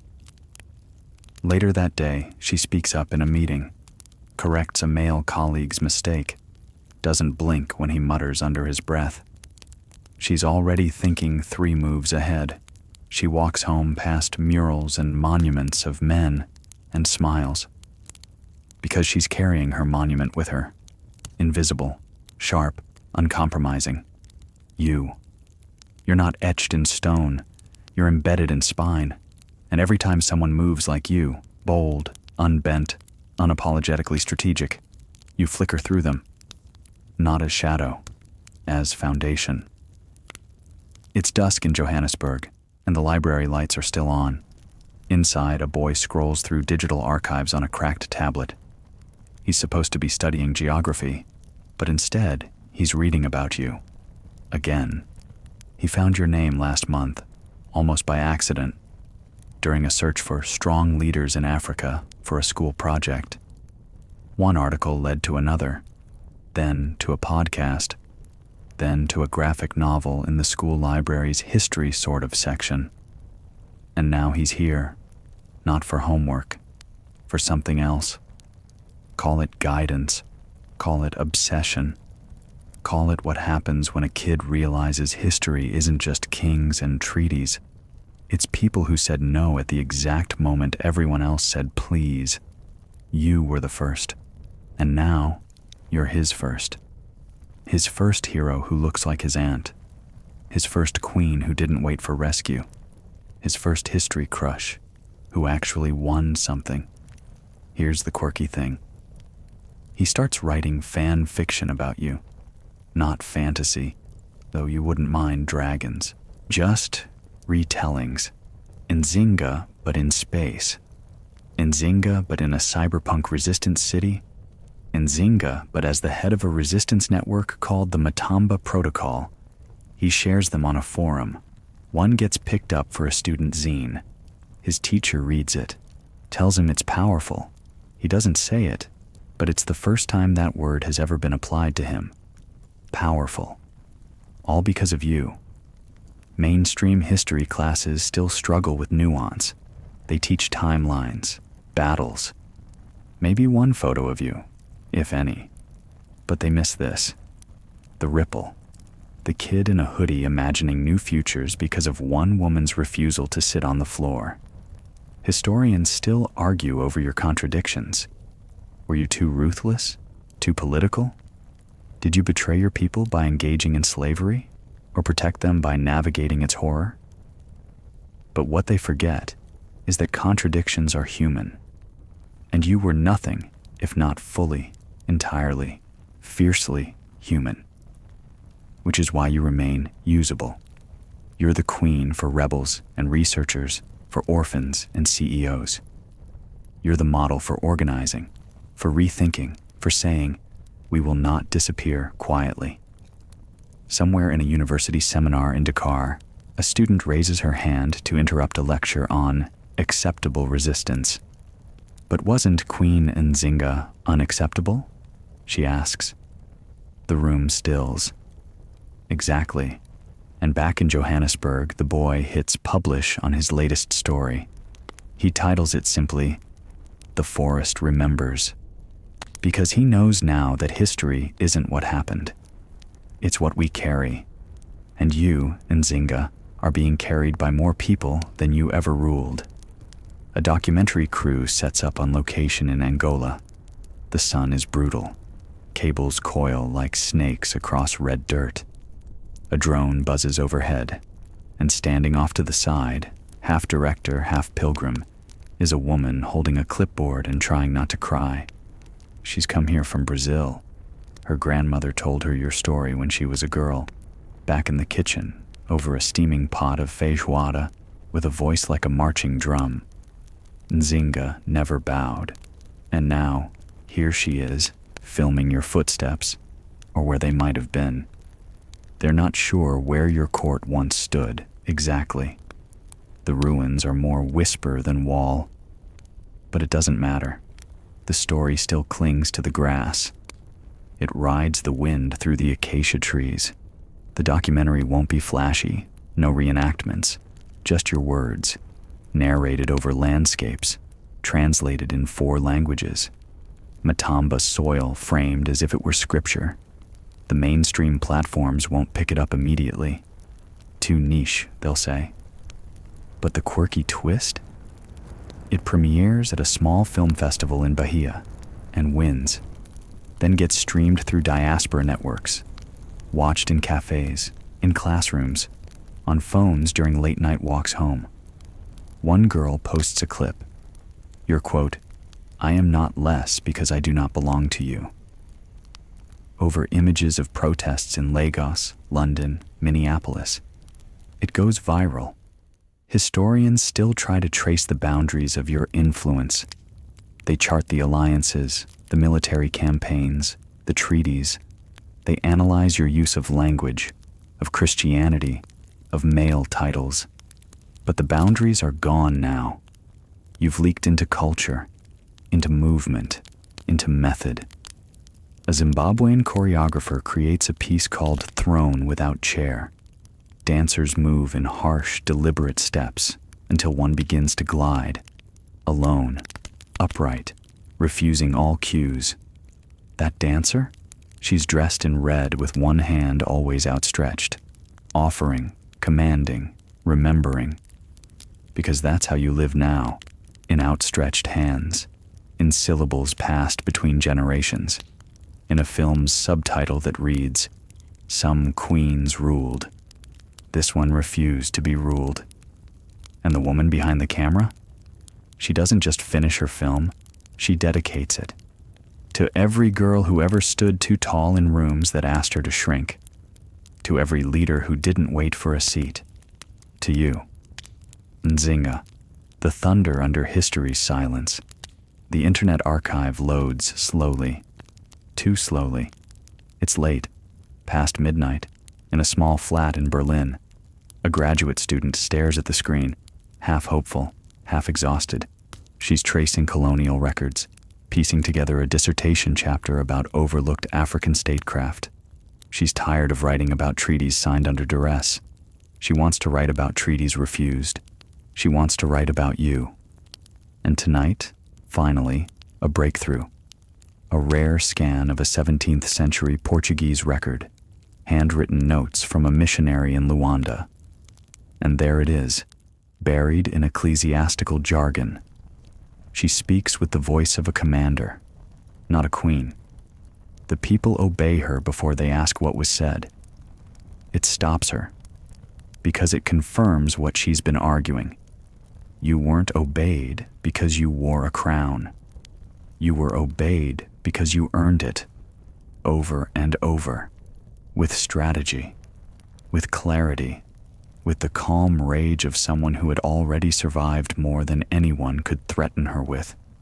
She copies the quote, adds it to her working chapter, Nzinga as tactician, the language of authority beyond empire. It's not just an academic project anymore, it's a tribute, because what the mainstream still forgets is how many times you should have lost your throne, lost your country, lost your legacy. But you didn't. You kept moving. And here's the quirky detail. The student adds a footnote that breaks every citation rule. Just 6 words. She would have hated footnotes anyway. Back in Angola, at a public mural painting event sponsored by a local women's collective, 2 artists are touching up your face. Not the familiar royal version. This one is fierce, aged, human. Wrinkles like battle maps. A side smirk. Eyes that look amused, not distant. A little girl asks, "Was she always serious?" "No," the painter says, "but she was never small." That mural will be printed on shirts, used in a campaign to keep girls in school. Spoken about in a podcast, tattooed on a shoulder in Atlanta. Historians still sort your timeline into eras. They like neat lines. Primatamba, post-exile, Dutch alliance, Christian conversion. But you, Nzinga, did not do neat lines. You were all of them. All at once. You were church and blade. You were ink and ash. You were diplomacy with a dagger in your teeth. And that's what people are learning now. You don't have to be clean to be holy. You don't have to be kind to be just. You don't have to be perfect to be legendary. And so, across oceans, across Wi-Fi signals, across whispered bedtime stories and bold museum exhibits, you echo. Unfolding, unapologetic, unfinished. It's election season in Angola. The posters are everywhere, on light poles, on school walls, on the sides of buses. Most of them are predictable. Politicians in stiff suits, promises printed in fonts too small to believe. But then, there's one that breaks through the noise. A stylized image, not a candidate. You, your face, sharp, ageless, crowned not in gold, but in leaves and iron. Beside it, a slogan, Nzinga wouldn't wait. Why should we? It's not from a political party. It's from a youth coalition. No leader. No hierarchy, just a movement, made up of students, artists, farmers, mothers, daughters, everyone who's tired of promises and ready for action. They invoke you not as nostalgia, as instruction. And it's working. Mainstream outlets try to cover it, but the headlines don't quite land. Nzinga reclaimed by youth vote doesn't capture the urgency. The fire. The way your name is now part of chants in protest marches. The way people scrawl your quotes on cardboard and shout them into megaphones over the beat of drums. And here's the quirky moment. One campaign tries to co-opt you. A polished male candidate uses your face in a TV ad, claims your spirit of peace is what he'll bring to the country. The backlash is instant. Within hours, someone remixes the ad with one of your war speeches, adds a beat, posts it to TikTok. Caption: "She didn't fight for slogans." 500,000 views before the sun comes up. Your legacy has become a boundary, a line in the dirt. If you invoke Nzinga, you better mean it. Because everyone knows now, you didn't stand for half-truths. You didn't fight so others could speak softer. You didn't bleed for symbolism. You acted. You refused to vanish. Historians still try to draw limits around your impact. Pre-colonial leadership, they say. Transitional figure.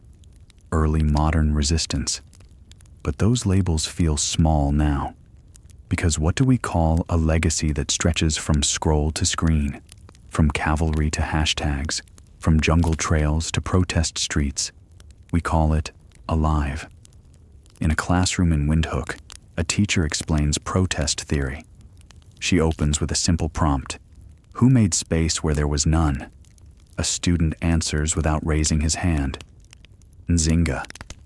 She doesn't correct him. There's nothing to correct.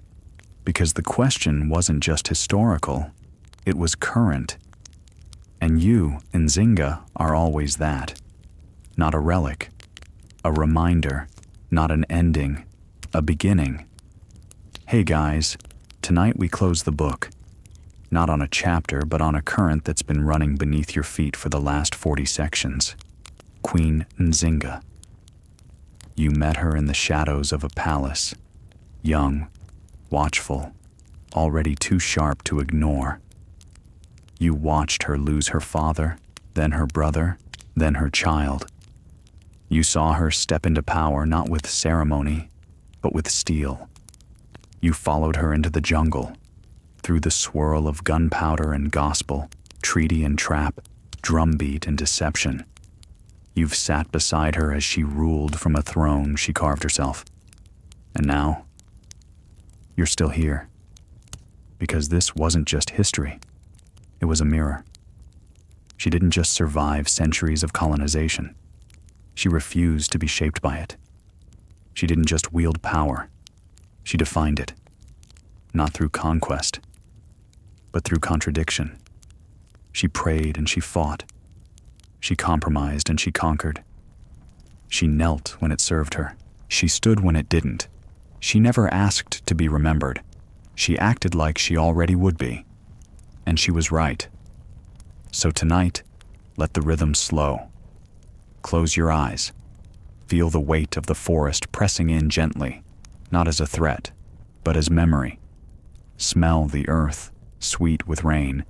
Hear the creak of saddle leather, the soft patter of bare feet on damp ground, the snap of a fire someone started to make the dark a little warmer. Picture her, Nzinga, older now, sitting by that fire. She's not speaking. She doesn't have to. Her silence is full of instruction. She's letting you speak now, letting you decide what to carry forward, what battles you'll fight, what rooms you'll enter without permission. Because that's what legacy really is. Not statues, not textbooks. It's a permission slip tucked into your chest, signed in ink and ash and thunder. Queen Nzinga wrote it. Now it's yours to use. And now, let's let her rest. Let the fire crackle a little softer. Let your breath deepen. No more empires to outwit. No more governors to corner.